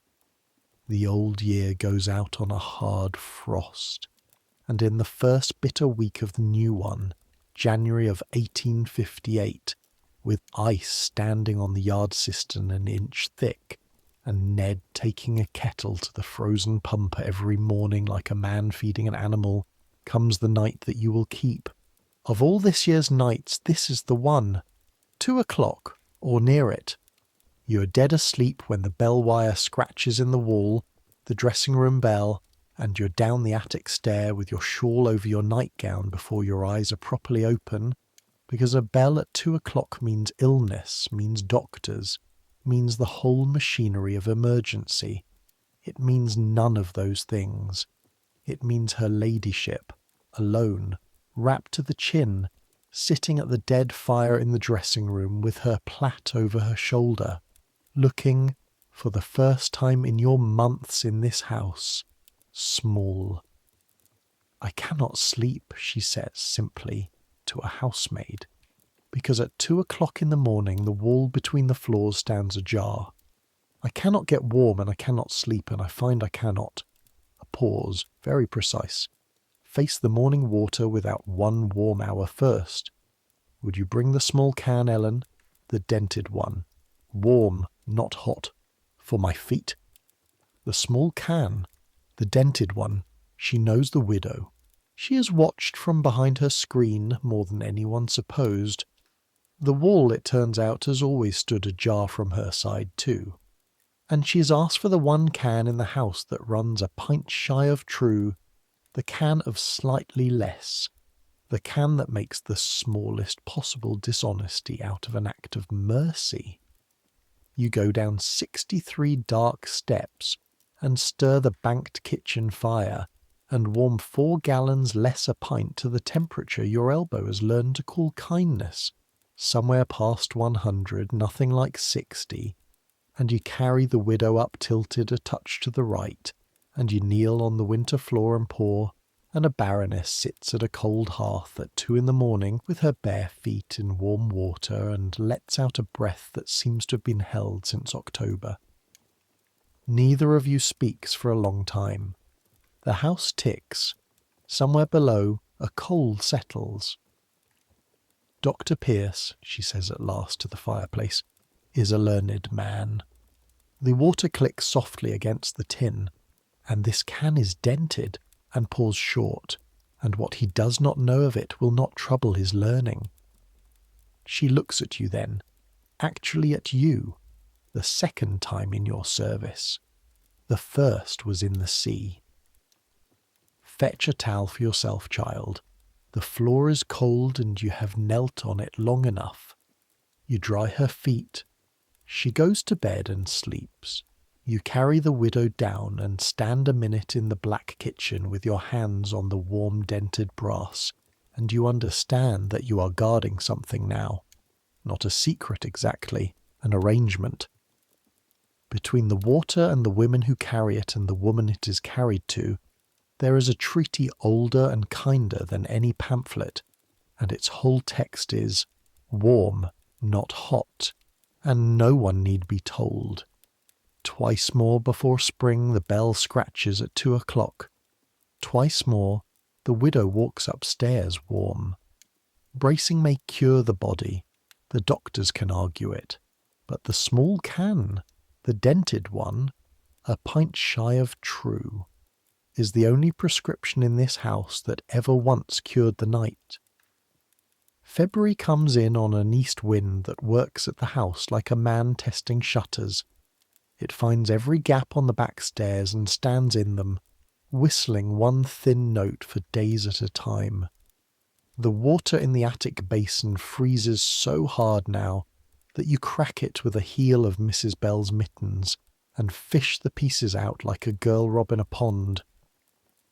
The yard pump freezes most nights, and Ned stands over it every black morning with his kettle, patient as a groom with a shy horse, talking to it, actually talking to it, until the ice lets go somewhere down in the iron with a knock you can feel through your boot soles. The regimen does not bend for February. It has never once bent. 60 degrees, winter and summer, and the dressing-room at 6:30 stands so cold before the fire takes hold that the 60-degree water steams. Think about that for a moment. The cold water steams. Her ladyship steps behind the screen with her breath showing, and takes her 2 minutes of sponge and her friction, and her scarlet glow, and you kneel with the slop pail, while your own breath falls past your hands like smoke. And there are mornings when you cannot decide who is being trained in that room, the lady, or the water, or you. But your elbow knows its trade now. Some mornings Miss Aubert only watches while you temper the sponge water yourself, arm bared to the winter room, and she reads your face instead of a glass. 60, you say, and she dips one gloved finger to the knuckle and nods, and that nod is worth more to you than the Christmas box, though you would sooner carry the widow up the front stairs in view of the family than say so. On the first Sunday of February, at morning service in St. George's, Hanover Square, in the servants' seats at the back where every coat smells of camphor and coal, the curate reads out the banns of marriage between George Meakin, baker of this parish, and Sarah Dowsett, spinster of this parish. Sarah's hand, hidden in the folds of her skirt, finds yours and grips it so hard your chilblains sing. 3 Sundays running the banns are read. 3 Sundays running she holds her breath from the words, if any of you know, cause all the way to the silence after, as though somebody in a church full of quality might rise to object to a housemaid marrying a baker. Nobody objects. Nobody in the front pews could tell you her name. In the weeks between, Sarah hands over the house. Nobody upstairs will ever see this, and it is one of the most serious things that happens all year.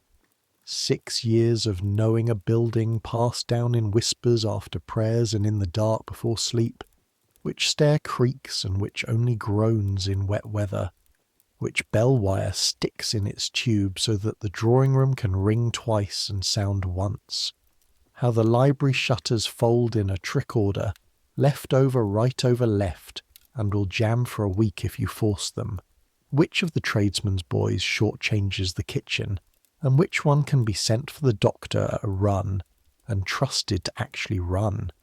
You listen the way you listen to Ned about the cans, because this is the same subject. It is all the same subject. It is the invisible knowledge that keeps a visible house looking effortless, and it lives nowhere but in the heads of girls whose names are not known in the front pews. The wedding is on a Tuesday at the end of March at 7 in the morning, because working people marry early and go back to work after. Mrs. Bell gives Sarah the whole morning, which is princely, and her blessing, which is delivered like a sentence from the bench. Cook, who has been grumbling about the fuss for a fortnight, produces a seed cake the size of a cartwheel and dares anyone to remark on it. George stands at the rail in a coat so new it still smells of the tailor's chalk and shakes. Sarah wears her best print with new ribbon on her bonnet and does not shake at all. The whole thing takes 11 minutes. They both sign the register, Sarah slowly, her tongue at the corner of her mouth, her name for the last time, and outside on the step the crossing sweeper from the corner raises a cheer of one, and George blushes the way he blushed over the heavy loaf, and that is that. Married, and back to their work by 9.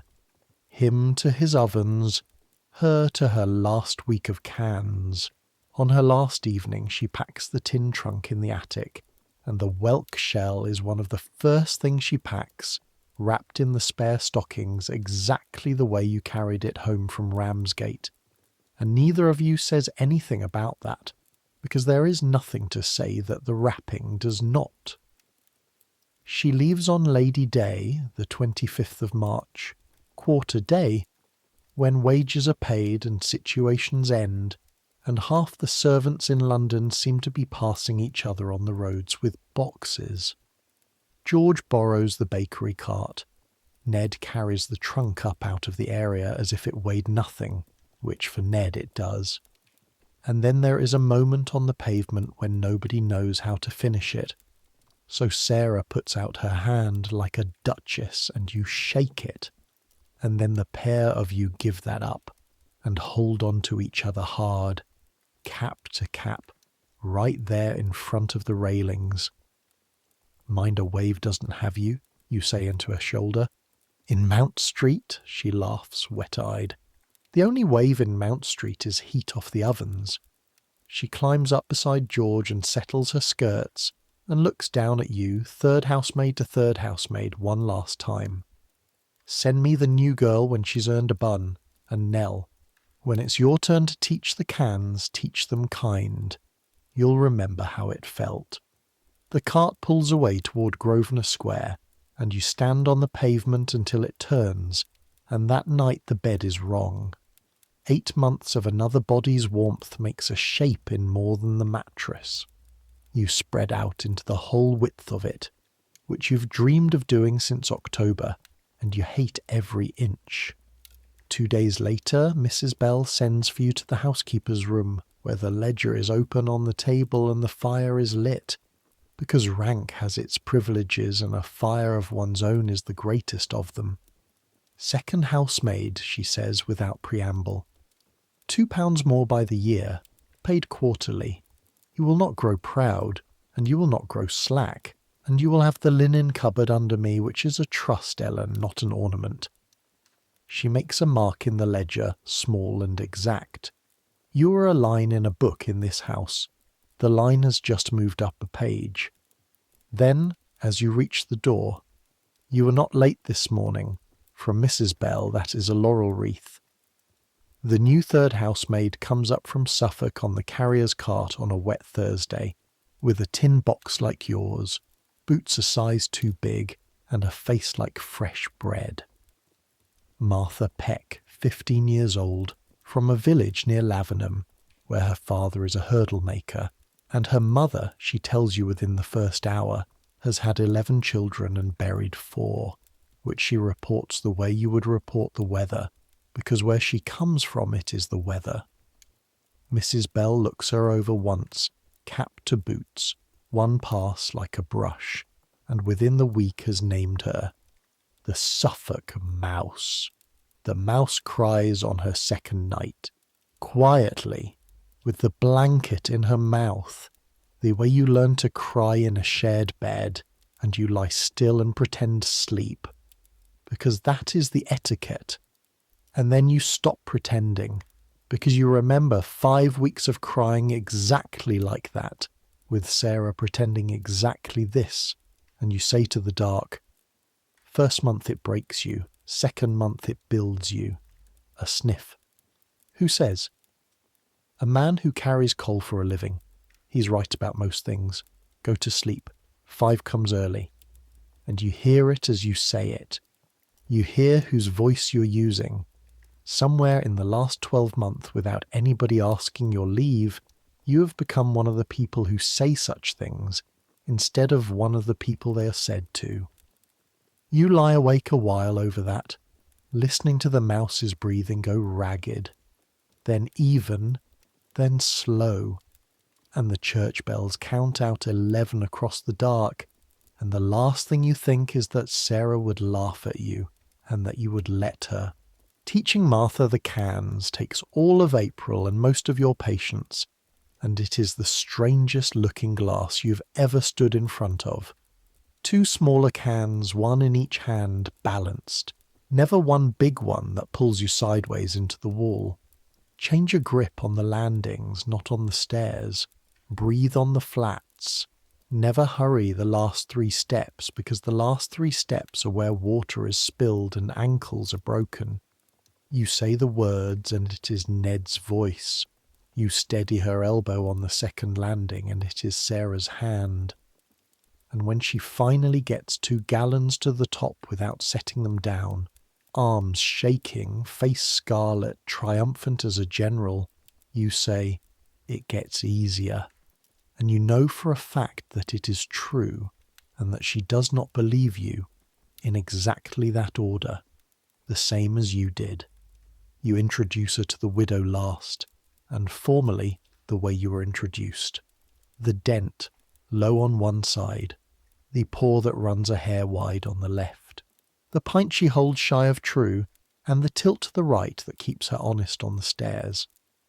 Martha looks at the big brass can with her mouse eyes and asks the same question you asked.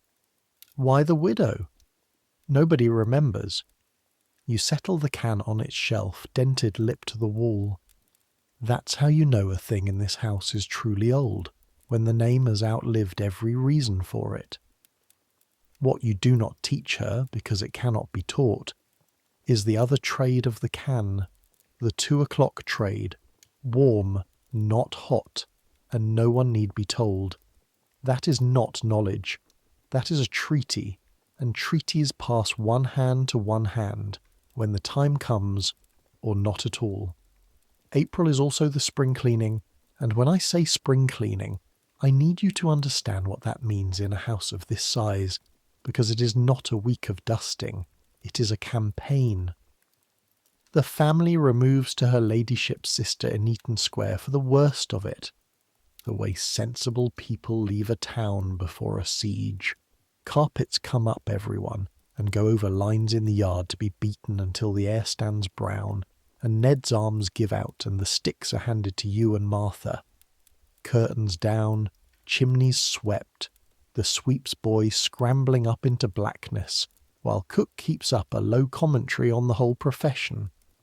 paint washed with soft soap from skirting to picture rail, windows polished with vinegar and crushed newspaper, and Mrs. Bell's old papers die honourable deaths by the dozen at that work, though nobody, you notice, is sent to the drawer in her room, and nobody ever will be.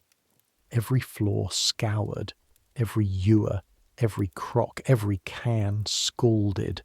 The house drinks water that fortnight the way a fever drinks it, and every gallon of it walks up on somebody's legs, and by the end of April you and Martha and the yellow soap have taken the skin off your knuckles all over again, and Miss Aubert's green jar makes its quiet journeys up the attic stairs, a screw of paper at a time, behind the damsons and back. And it is in April, on a Sunday, that Ned comes in from his day out with a face like a boy who has seen a coronation, because he has been Easter Whitechapel to the bell foundry that has been pouring bells since Queen Elizabeth's day, and he has watched them cast the new giant for Westminster. The cracked monster is broken up and gone into the pots, 16 proud tons of it, melted down like a sinner repenting, and on the 10th of April they poured its successor, a little lighter, a little humbler, 13 tons and a half. The whole yard, Ned says, glowed like the mouth of a kiln, and the metal went down the channel into the mould with a sound like the largest cat in creation purring, and men stood about with their hats off, not for church, just for the size of the thing being born.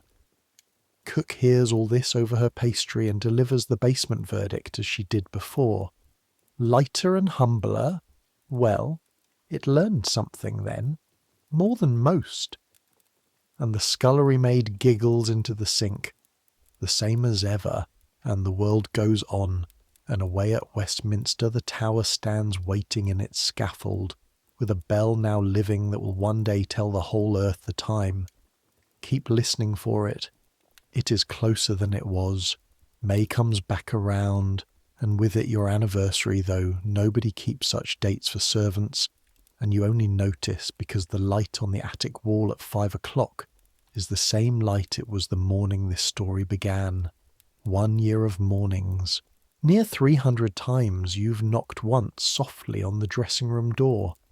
Some thousands of gallons have walked upstairs on your legs, and your body has been quietly rebuilt around the work, shoulder by shoulder, the way a path is rebuilt by feet.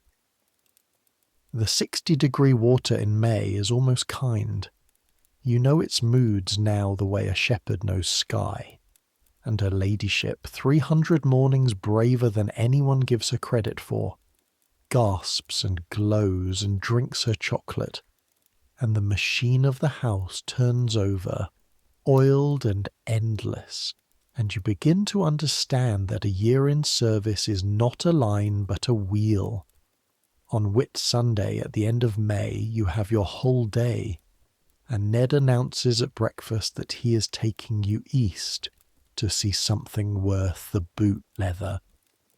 Martha begs the details out of him and turns green with envy, which is her right, because envy of Sundays is the honest currency of every basement in London.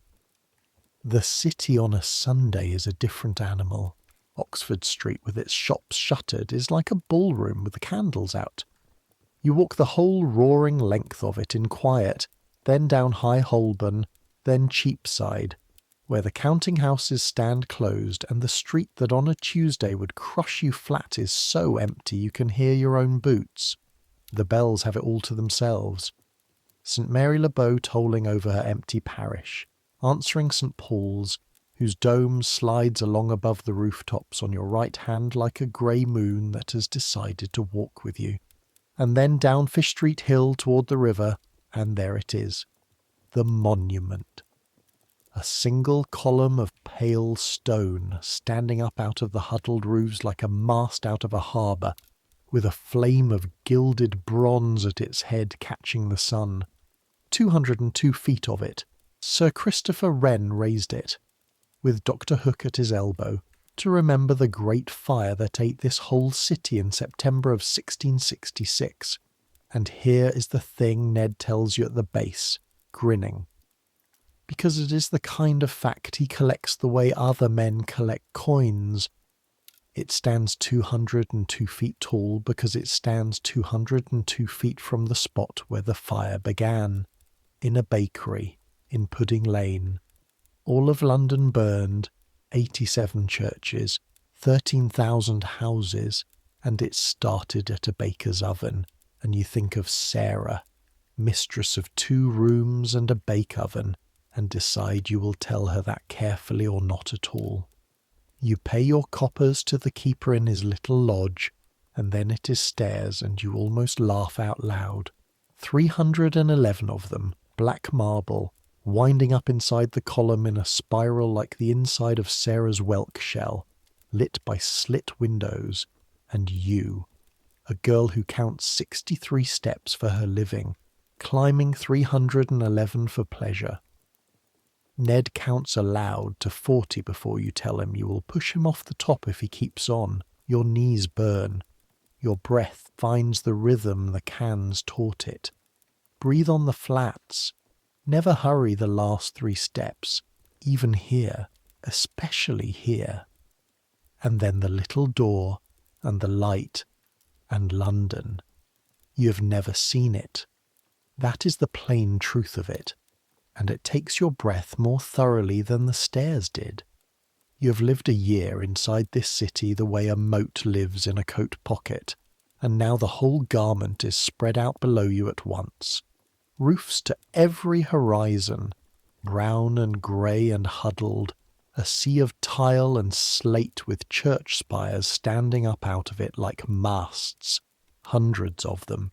Smoke rising from 10,000 chimneys even on a Sunday, combing out eastward in the wind. The river directly below, wide and brown and low between its mud banks, crowded below the bridge with more masts, real ones, colliers and coasters, and steamers packed hull to hull, and the bridges stepping away westward one after another. London Bridge, then the railway, then Southwark, then Blackfriars, then the far haze where Westminster lies. You can see the dome of St. Paul's near enough to touch, it feels, riding above everything the way it has ridden for 150 years, and far off, upriver, small and golden in the haze, the new palace of Westminster, and beside it the clock tower, still webbed in scaffold at its crown, standing there like a person waiting for a word they know is coming. The bell is cast. The tower is waiting. From up here you can see them waiting for each other. An iron cage arches close over your head, latticing the sky into diamonds. They put it there some 15 years back. The keeper will tell you on the way down, because too many people came up this column on their last morning and chose to fly. You stand inside the cage of it, and hold the rail, and find you do not mind the bars. The city below is beautiful the way the sea at Ramsgate was beautiful, which is to say, sincerely, and with no reference whatever to whether it is kind. And then your eye starts doing the thing your year has trained it to do. It starts seeing the water. Every roof down there has its cistern. Every cistern has its cans. Every can has its pair of legs. You cannot find Upper Brook Street from here. The West End is a smoke-coloured blur, but you know it is there. And you know that in one attic of that endless brown sea stands your bed, and in one yard the widow is sitting on her shelf with her dent to the wall, holding her pint-shy secret in the dark. 2 million people, or near it, and every single one of them washed, watered, and wetted by hand. The pipes reach the basements where they reach at all, 3 mornings a week, a few hours at a time, and every foot above the basements is arms and stairs. You are looking down at the greatest city the world has ever built, the city of iron ships and telegraph cables, and it is carried, all of it, every day like a sick man by people whose names are not known in the front pews. You're quiet, Ned says. I'm counting stairs. All of them. The whole city's. He laughs, and then he doesn't, because he has just done the same sum, and he is the one man in London who has carried more of it than you. He leans on the rail with his forearms, easy at 200 feet as at 2, and looks down at the river for a long time. I'll tell you something, Nell, and you can laugh if you like. He doesn't look at you. There's big works coming. Everyone at the yard says so. Sewers under the whole town. Brick tunnels tall as a church door. Miles of them, to carry the filth off to the sea instead of into the drinking water. Pipes after that, they say. Water standing ready in the mains day and night. When the digging starts, they'll want men who can carry and keep carrying, and I mean to be one of them. Good wages and a trade at the end of it. I'll not die an odd man with a coal scuttle. I'm not laughing. No. He straightens up and gives you the grin, but the grin has something older behind it now. Everything in this town gets carried, Nell. Every loaf, every lord, every gallon, every stone of every church you can see from here, carried up out of carts and rivers and pits on somebody's back. Mostly a back nobody asked after. That's not the shame of the place. That's the miracle of it. The trick. And he taps the rail with one black-rimmed finger, like a man knocking on the door of the future, is to get some say before you're done in what you carry. 311 steps down. Your knees go strange at the bottom, the way they did on the sands at Ramsgate, sea legs in reverse, and you and Ned eat penny buns in the shadow of the column like a pair of gawking country cousins, which is half true of you and not true of him at all, and it is one of the best afternoons of your year, and you know it while it is happening, which is rarer than the afternoon itself. You walk home the long way, along the river as far as Blackfriars, because the water has become your subject and you are drawn to it now the way Ned is drawn to bells.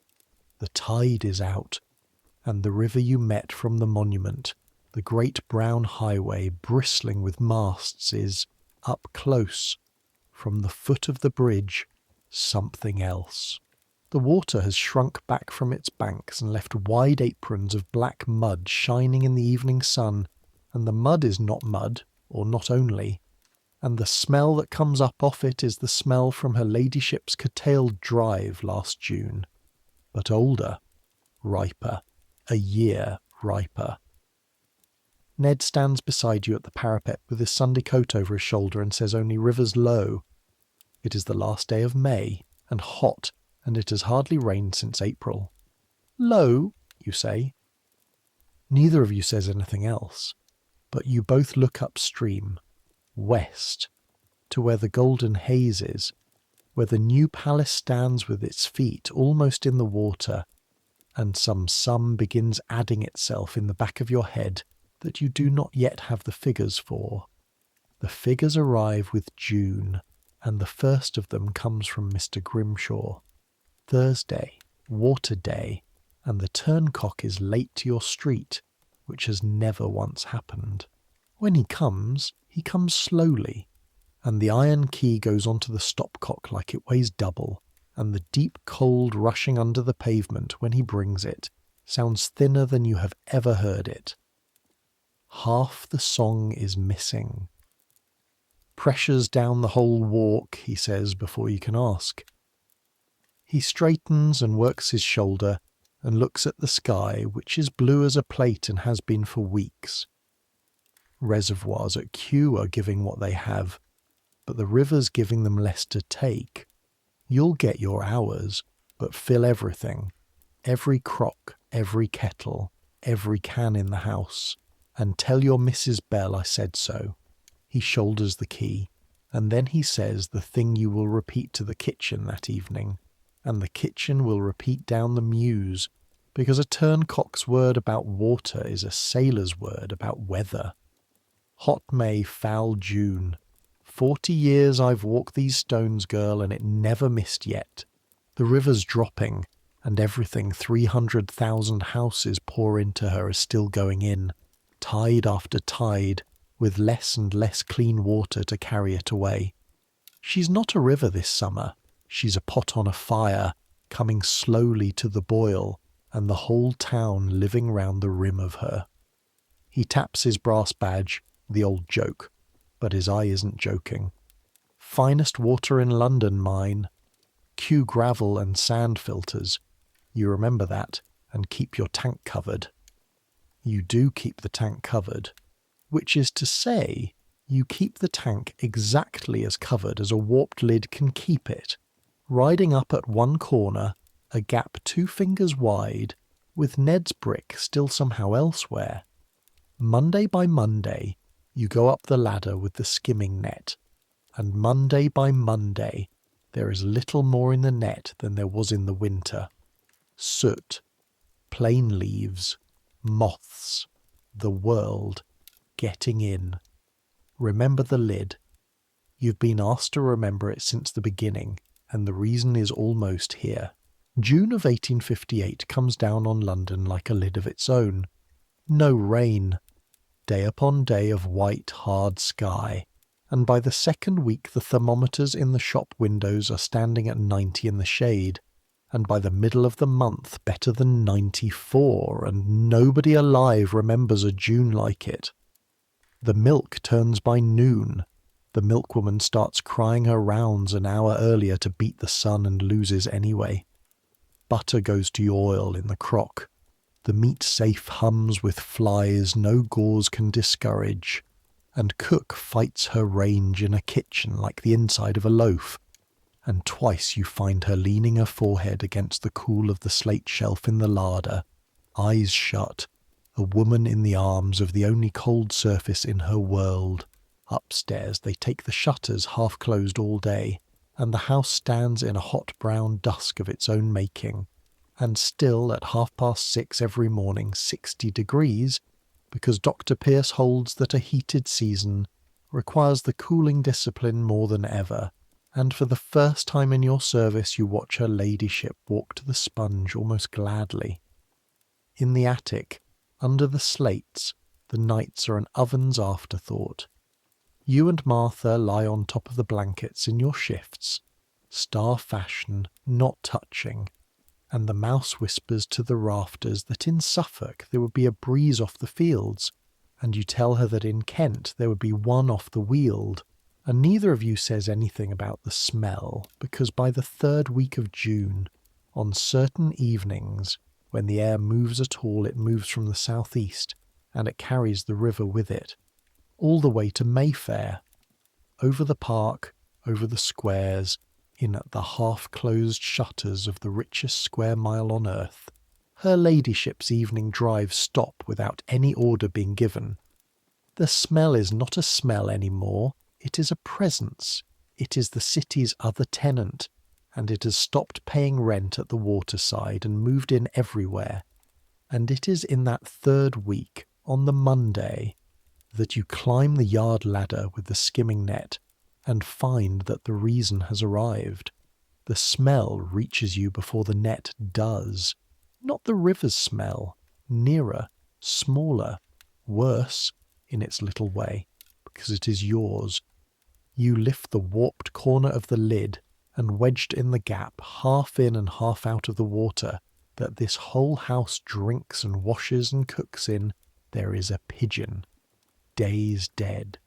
The heat has been at it, and the water has been at it, and you will spare yourself the describing of it, and you cannot spare Ellen, because Ellen is on the ladder with the sun on her neck, looking at it. A sparrow was nothing, Ned said once, cheerful as a robin. A rat in the ball-cock at his last place. A sparrow was nothing. This is not nothing. Your stomach folds itself in half, the old fold, and then something steadier than your stomach takes over, and you understand afterward that this is the exact moment your year of water pays its wages all at once.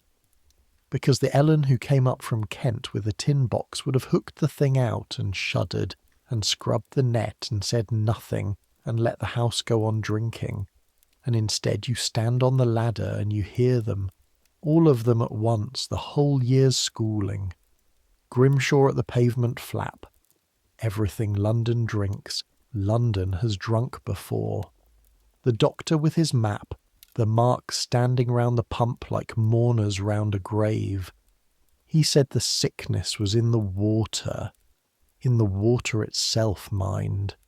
500 dead inside a fortnight, in a patch you could walk round in 10 minutes.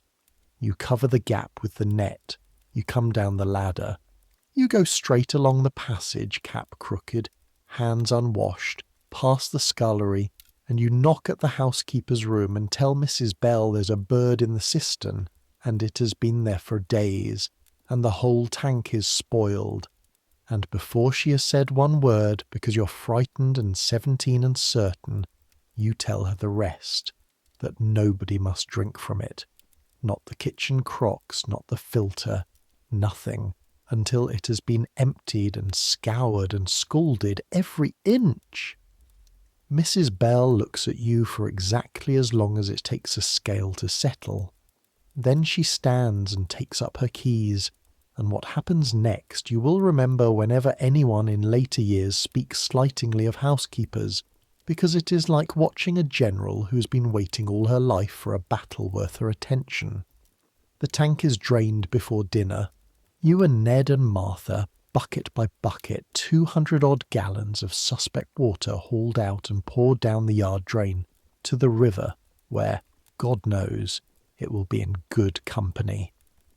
The dead thing goes into the ash pit, netted, unlooked at, and Martha, who plucked fowl at home since she was 6, is the only one of the 3 of you who does not go pale doing it, and rises considerably in everyone's estimation. Then soda, and the long-handled brushes, and you inside the empty tank on your knees with your skirt pinned up, scrubbing lead sheeting in a heat like a kiln while Ned hands down water from the copper, and the whole of it scoured and rinsed and scalded until the steam comes off the yard in sheets. The house drinks that day and the next from the stone filter in the butler's pantry only, every drop boiled first besides, by Mrs. Bell's flat decree. Cook mourns her tea, loudly, twice, and is looked at, and mourns it more quietly thereafter. And at 6 that evening comes the part you will tell Sarah about with your hand on your heart. Mrs. Bell stands in the yard, chatelaine at her waist, while Ned mortars 2 bricks, proper bricks, in proper mortar, onto the warped corner of the lid, and trims the remaining gap with a baton besides, and she watches him strike the joints smooth with the trowel, the way she watches a housemaid dust a mantle. And when it is done, she says, to the lid, to the yard, to the summer at large. The brick was always somehow elsewhere. Now it is somewhere. Nobody upstairs is ever told.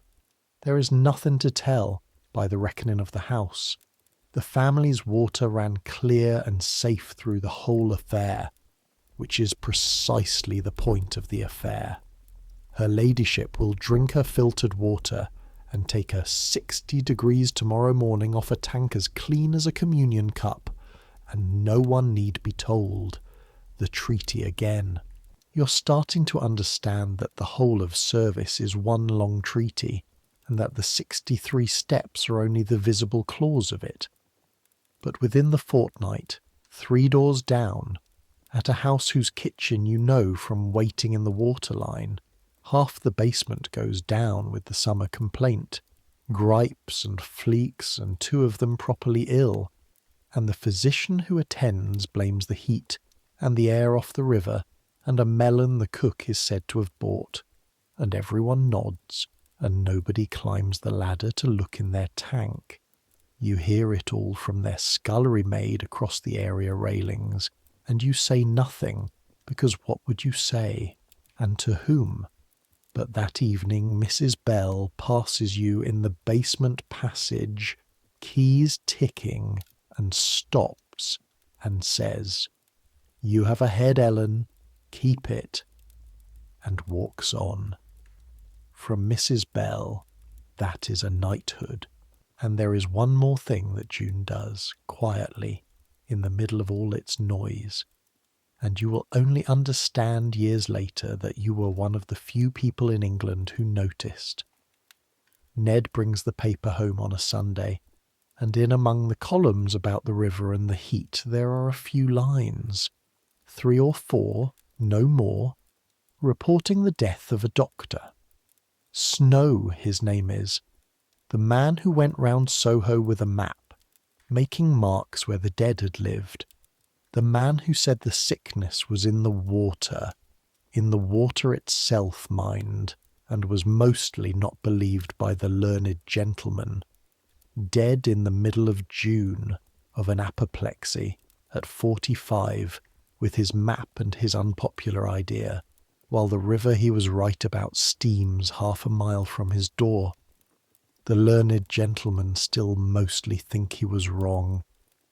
You stand in the scullery with the paper in your wet hands, a housemaid who scoured a cistern last week on the strength of that man's map, and you feel, oddly, like taking off your cap. You were promised a year ago that you would meet the river properly. Here is how the promise is kept.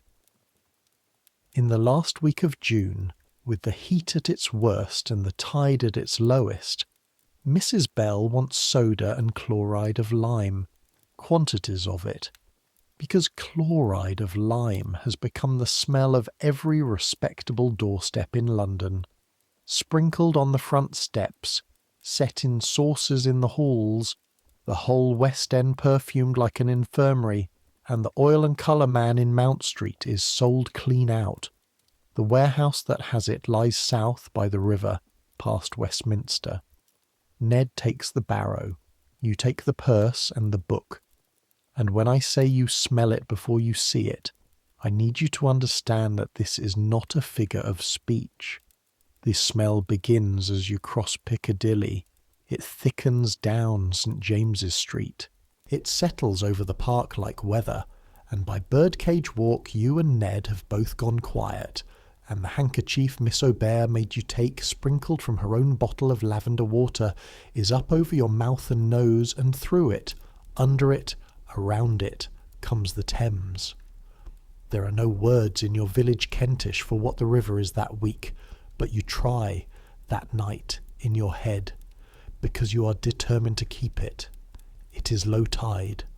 The water has shrunk to a channel in the middle of its bed, and on either side lie the banks. The whole city has been feeding for years, acres of them, black-brown, glistening, steaming in the white sun, bubbling gently here and there like something at a slow simmer, which is what Grimshaw promised she would be. A pot coming to the boil, and the whole town round the rim. The watermen's boats lie aground and idle. No one is hiring a pleasure boat this month for any money.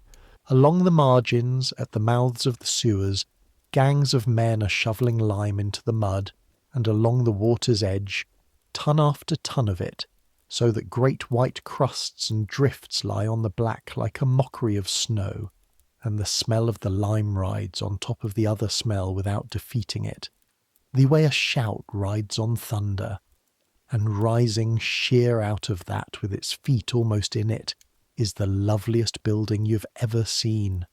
The new Palace of Westminster, golden stone, 1,000 windows, pinnacles like a forest of stone saplings, the clock tower webbed in its scaffold with the empty chamber waiting for its bell. The finest architecture in the empire, and the windows on the riverside are shut fast in the hottest June in memory, and behind them Ned's paper says they have hung the curtains of the committee rooms soaked in chloride of lime so that the members can sit at all, And still there are afternoons when the honourable gentlemen come out of the riverside rooms at a walk that is nearly a run, papers in hand, handkerchiefs to faces, driven out of the heart of the empire by the empire's own drains. The Chancellor of the Exchequer himself, Mr. Disraeli, is in the papers calling the river a Stygian pool, reeking with ineffable horror, which is Member of Parliament language for what Martha said in the attic with a blanket over her nose, only Martha said it shorter. You stand at the end of Westminster Bridge for perhaps 10 minutes, all told, you and Ned and the barrow at the edge of it, spectators at the rim of the pot, while the lime gangs work below and the shrunken river slides by carrying its snow. And the thought that arrives, watching the shut golden windows, is Mrs. Bell's, almost in her voice, from a winter evening, and an old newspaper folded along its creases. They will do nothing until the stink climbs in at their own windows. It has climbed in at their own windows. That evening, in the housekeeper's room, Mrs. Bell opens the drawer. She opens perhaps once a year, and takes out the Times of July 1855, Professor Faraday and his white cards vanishing an inch under the water, a real sewer, Father Thames offering his card back to the philosopher in the Punch picture. She does not read it aloud this time. She looks at it a while, the way you might look at a letter from someone who died expecting to be right, and folds it along its creases and puts it away. 3 summers, she says, it climbed in at their windows at last. No triumph in her voice. You expected triumph, and you are young to be learning this instead. That being right about a bad thing is the loneliest kind of right there is. They will vote the money now. Watch. And they do. That is the plain, dated, astonishing fact of it. And even the papers can hardly believe the speed. This same Parliament that laughed at the picture and did nothing for 3 years is smoked out of its own committee rooms, and inside 18 days of the worst of it a bill is brought in, and debated with the windows shut and passed, and on the 2nd day of August it receives the Queen's assent. £3 million and the powers to raise more, given over to the Metropolitan Board of Works to drain London properly at last. The plans have been lying ready for years, as it happens, drawn by the board's chief engineer, a small, tireless, iron-eyed man named Mr. Bazalgette. And what the plans show is Ned's rumour made real and multiplied. Main sewers like underground rivers, 5 of them, running for miles along the valley of the Thames, north bank and south, tall enough to stand in, brick arches by the tens of millions, to intercept every drain in London before it reaches the river, and carry the whole tide of it far down to the east, past the city, to be let go on the ebb. The greatest work of its kind ever attempted anywhere on earth, and it was voted, as Cook observes to the kitchen at large, not by conscience, but by nose. 3 years of die-in down in Soho couldn't do it, she says, jointing a fowl with a crack like a pistol. 1 month of gentlemen smelling their own business, and the money's found by Friday. There's your government, and there's your lesson. If you want a thing done in England, arrange for the quality to smell it. Ned reads the report of the debates by tallow light at the kitchen table, following the lines with his coal-blacked finger twice over, the way other men read a will in which they have expectations. He has expectations. Brick rivers tall as a church door, miles of them, and every yard of every mile will have to be dug and carried by somebody. Next year, he says, they'll break ground next year.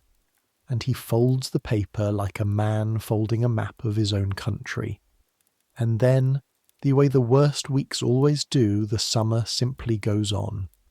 That is a thing nobody tells you about living through a famous season. You still have to do the ironing. The heat breaks a little in July, mends, breaks again. Rain comes at last, hard summer rain that drums the yard and roars in the downpipes and washes the street's whole hoarded filth into the drains, and thence, of course, to the river, because until Mr. Basil Get's brick rivers are built, there is nowhere else on earth for it to go. The lime saucers retreat from the front halls. The smell retreats to the waterside where it lives. The town, in the manner of towns, begins to make jokes about it, and the papers, having called it the Great Stink with capital letters, file the letters away for next time. Dr. Pierce calls on his first Tuesday in July with his certainty refreshed and enlarged, the way other men come back from a crisis with a cold. The miasma, he explains to her ladyship at length while you hand the tea things, has vindicated all his cautions. The household's unbroken health this pestilential season is the fruit of the regimen, the cold discipline, the toned nerves, the fortified constitution. He prescribes that the windows be shut at evening against the exhalations, and camphor bags for the wardrobes, and, it goes without saying, no slackening of the morning water. 60 degrees. The system must meet the season braced. Miss Aubert sees him down to his carriage, all black silk and correctness, and comes back up the 63 steps with your empty can, and says to the can, in the voice she keeps for saying things to cans, "The doctor believes the smell is the sickness. Mrs. Bell believes the water is. Between them they are half right each, which in medicine is called eminence." She hands you the can. The doctor, however, is paid 40 times what Mrs. Bell is paid. Note it, Ellen. The rate for being wrong grandly has always been better than the rate for being right quietly. That is not medicine. That is the world. One morning that same month, behind the screen with the sponge wrung and waiting, her ladyship's voice comes over the silk, conversational, to no one, which is how conversation is conducted through a wall that both sides have agreed is real. Miss Aubert tells me the cistern was scoured this month, on the strength of a bird. A pause. The fire ticks. You hold the towels and her furniture. My husband's committee sat 4 afternoons on the state of the river. He came home each day with his coat smelling of lime and called it the gravest crisis of the session. Another pause, and then so dry, so quiet, that you nearly miss it. It appears the crisis was also in my yard and was met rather faster. You have good sense, Ellen, as well as good seams. You say nothing, because furniture says nothing. But 63 steps take a certain time to descend, and that morning they take you no time at all. You come down them the way water comes down, and the empty cans might be full of feathers. In the middle of August the House exhales, Parliament rises, the season ends, the quality leave London to shoot at things in the north, and his lordship, his committee vindicated and his river voted for, takes her ladyship to Scotland for 6 weeks. The knocker comes off the front door. Holland covers go over the furniture, room after room, until the upstairs stands all in pale shrouds with the shutters half closed, like a museum of itself, and the great machine of the house spins down to a tick. Board wages for the staying servants, cold meat and quiet Sundays. No baths to build, no bells. The 60-degree morning's gone north with their owner, where, Miss Aubert writes to Mrs. Bell in a letter read out at dinner, her ladyship bathes in a Highland burn at her doctor's direction, and has been heard, by a gamekeeper, to laugh while doing it. You think of the sea at Ramsgate, and the whooping, disgraceful 17-year-old laugh from under the stays, and you conclude that the prescription is at last agreeing with the patient, though not for any reason Dr. Pierce would recognise. You spend those weeks in a kind of luxury no one upstairs would credit, the luxury of doing your work slowly. You and Martha turn out the linen cupboard, your cupboard, shelf by shelf, lavender between the sheets. You black lead cold grates at leisure with the doors open to the August air. You scour and polish every can in the rank until the brass throws back the yard light like church plate, and you polish the widow last and set her back with her dent to the wall, and Martha, watching, says the dent looks honester polished, and you tell her that is exactly what it is, an honest fault in good metal, which is the best that any of us in this basement can hope to be, and Martha looks at you sideways like a mouse deciding whether a thing is a crumb, and decides it is, and pockets it. On a water Thursday in that dead quiet August, Mr. Grimshaw sits down. That is all, and it is extraordinary. 40 years he has walked his miles of stones, and you have never once seen him off his feet. But the street is empty, the season is over, and he sits on the area steps with the key across his knees and accepts a mug of Cook's small beer, and looks at the pavement flaps of Upper Brook Street the way a shepherd looks at a field he has grazed all his life. "They'll do it, you know," he says, "the drains. I've seen the plans in the company office, rivers of brick, and after them, mark me, constant supply. Water standing in the mains day and night, pressure to the top floors, a tap in every kitchen, and after that a tap in every scullery, and after that girl, a tap wherever a tap can be dreamed. No more water days, no more hours, no more of me." He says it without bitterness, the way old men on the coast speak of sail giving way to steam. 40 years I've been God at a keyhole part-time. Turn the key, street drinks. Turn it back, street thirsts. And every year of it I've prayed for exactly what's coming, because I've buried 2 of my own of the cholera, and I'd sooner bury my trade than another child. But I'll tell you what I'll miss. He turns the great key over on his knees, and the worn iron catches the light. Being needed at the exact minute. You know it. I've watched you at the cistern with your buckets. When the water only comes sometimes, somebody must be there when it comes, and that somebody matters, and knows it. When it comes always, he shrugs and drains the mug and stands, shoulder cracking.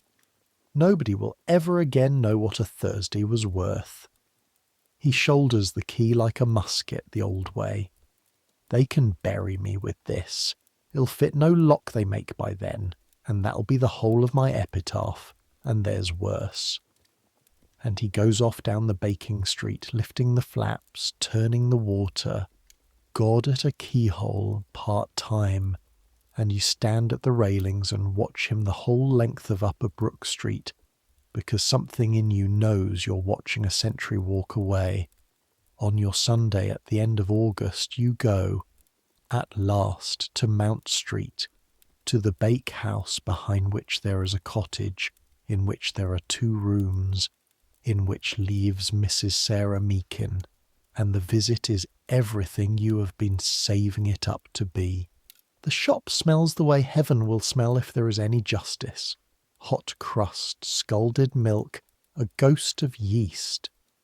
Sarah comes round the counter, flour to the elbows, and rounder in the face than she left, and rounder elsewhere too, and you do not ask, and she does not say, and both of you smile so hard over the not saying that George, at the oven, blushes on general principles. The whelk shell stands on the shelf over the kneading trough, whirled like a staircase, pink in its throat, with a film of flour on it now, which somehow suits it. You drink tea at her own table, out of her own 2 cups, and tell her everything. The monument, the pigeon, Mrs. Bell, and the mortared bricks, the river at Westminster, the mouse's progress on the stairs. Sarah hears the cistern story with her hand at her mouth, then makes you tell it again with the good parts louder. "Whole city of water, Nell," she says at last, wiping her eyes. I got out just in time. You left for bread. I left for George. A grin, flowery, married, 15 months older than her age. The bread was thrown in, like the buttons with the fancy backs, and when you leave, George weighs you a loaf, and his thumb comes down on the scale pan bold as brass, and Sarah watches him do it with the look of a woman whose whole fortune is a heavy loaf and knows it, and you carry the warm weight of it home against your ribs like a cat, down streets going gold, and if there has been a richer Sunday in Mayfair this season, the season kept it quiet. The family comes home with the last week of September, when the plane trees in the squares are turning and the light gets that stooped, kindly slant. The knocker goes back on the door. The covers come off. The machine spins up, floor by floor, fire by fire, and on the first morning at 6:30, you climb the 63 steps with 2 gallons in each hand and knock once, softly, and the whole year folds shut on itself like Mrs. Bell's newspaper along the old creases, the screen, the saucer bath, the doctor's glass, the second glass, the one bought quietly in Bond Street for 3 shillings and 6pence, unlocked from its velvet with the old ceremony. 60 degrees, the gasp, the friction, the scarlet glow, the same as May, the same as the whole year past, the same as all the mornings stretching out ahead, hundreds of them, thousands, a life of 6:30, and the strange thing, the thing you could not have imagined feeling on your first shaking climb 18 months ago, is that the sameness has stopped being a weight. It has become a floor, something you stand on, something that holds. On the Saturday, the copper is lit at noon, and the whole liturgy unfolds again. The japanned bath down from its cupboard, the screens, the flannel, the 8 trips turn and turn about. Only now it is Martha on the stairs opposite you, and you at the door with the widow, tilted a touch to the right, handing her to Miss Aubert with both hands. And late that night, 10:30, in the scullery, behind the sheet-hung clothes-horse, in the copper's left-over water, the maids bathe. Martha goes first this week. You went first last. The system holds. You sit on the stool wringing your hair, while the mouse soaks her chilblains and tells you shy as smoke about the boot boy at the house across the mews who saved her the cherry off a bun, and you say nothing wise, because Sarah said nothing wise, because the wisdom is the tub and the steam and the being listened to, and some knowledge you hand on exactly as you received it, warm and slightly used, and better than anything upstairs. The best bath in this house, still, always. Her ladyship, with her thermometer and her Castile and her burn-bathing Highland doctor, has never once had a bath this good, and never will, and now there are 2 of you below stairs who know it, which is how a secret stays alive. On quiet evenings that autumn, when the shop of the day is shut, so to speak, and the work is done, you sometimes sit a quarter hour at the little window of the back passage, where the last light comes down the area steps, and watch the street go dark. The lamplighter comes along Upper Brook Street with his ladder and his flame, making his little string of moons. The carriages begin, taking the quality out to dine, and you find you can read the whole city now off the back of your own hands. Sarah is 2 streets away with her ovens and her shell and whatever's coming in the spring. Ned is at the kitchen table with a stub of pencil, copying figures about brickwork out of the paper, getting ready for the year the digging starts. Grimshaw is walking his miles somewhere with the key on his shoulder, part-time god of a passing world. Miss Aubert is upstairs mixing her mixture, maintaining the equipment, saying love in the only dialect they left her. Mrs. Bell is in her room with her ledger and her drawer of old news, write about everything quietly at the usual rate for it, and in her knitting basket because you've seen it, grey wool and 4 needles and the beginnings of a small pair of mittens, Advent coming, and you can tell already whose year has been rawest, and whose chapped small hands they will fit. Somewhere upriver, a scaffolded tower stands over the drained committee rooms, waiting for its bell, and above you, 3 floors of sleeping money, and her ladyship, who knows the name of a dented can, asleep behind her screens, braced for tomorrow's 60 degrees. Tomorrow there will be grates at 5 and cans at 6:20. Tomorrow there will be 63 steps, up and down 10 times 20. Tomorrow there will be water days and washing books, Mrs. Bell's eye and cook's verdicts, the mouse's questions, the widow's tilt. Tomorrow, and tomorrow after that, until the tomorrows themselves go the way of everything, and are carried off and are changed. But that's tomorrow. Right now, it is tonight. Right now you are climbing the attic stairs with your candle end, past 10 on an October evening, the first frost of the year making itself known through the skylight glass. Martha is asleep already, mid-mumble, some soft Suffolk sentence about hurdles trailing off into breath. You set the candle down. You unpin the cap, the starched one, your one bit of pride, limper now than it was in May of last year and prouder for it, and you fold your clothes over the chair, because Mrs. Bell inspects on Fridays, world without end. In the tin box under the bed, your mother's letters, and the mittens, and a screw of paper from a green glass jar. Everything you own, and it is enough. You crack no ice tonight. That comes later, and it will come, and you will meet it. You lie down, the straw has your shape now. The house ticks. Far below a coal settles in the banked kitchen fire, the fire that will warm tomorrow's water, that is warming it already, slowly all night, the way the best things are done, unwatched and in the dark, and for somebody else. Your hands ache. Let them.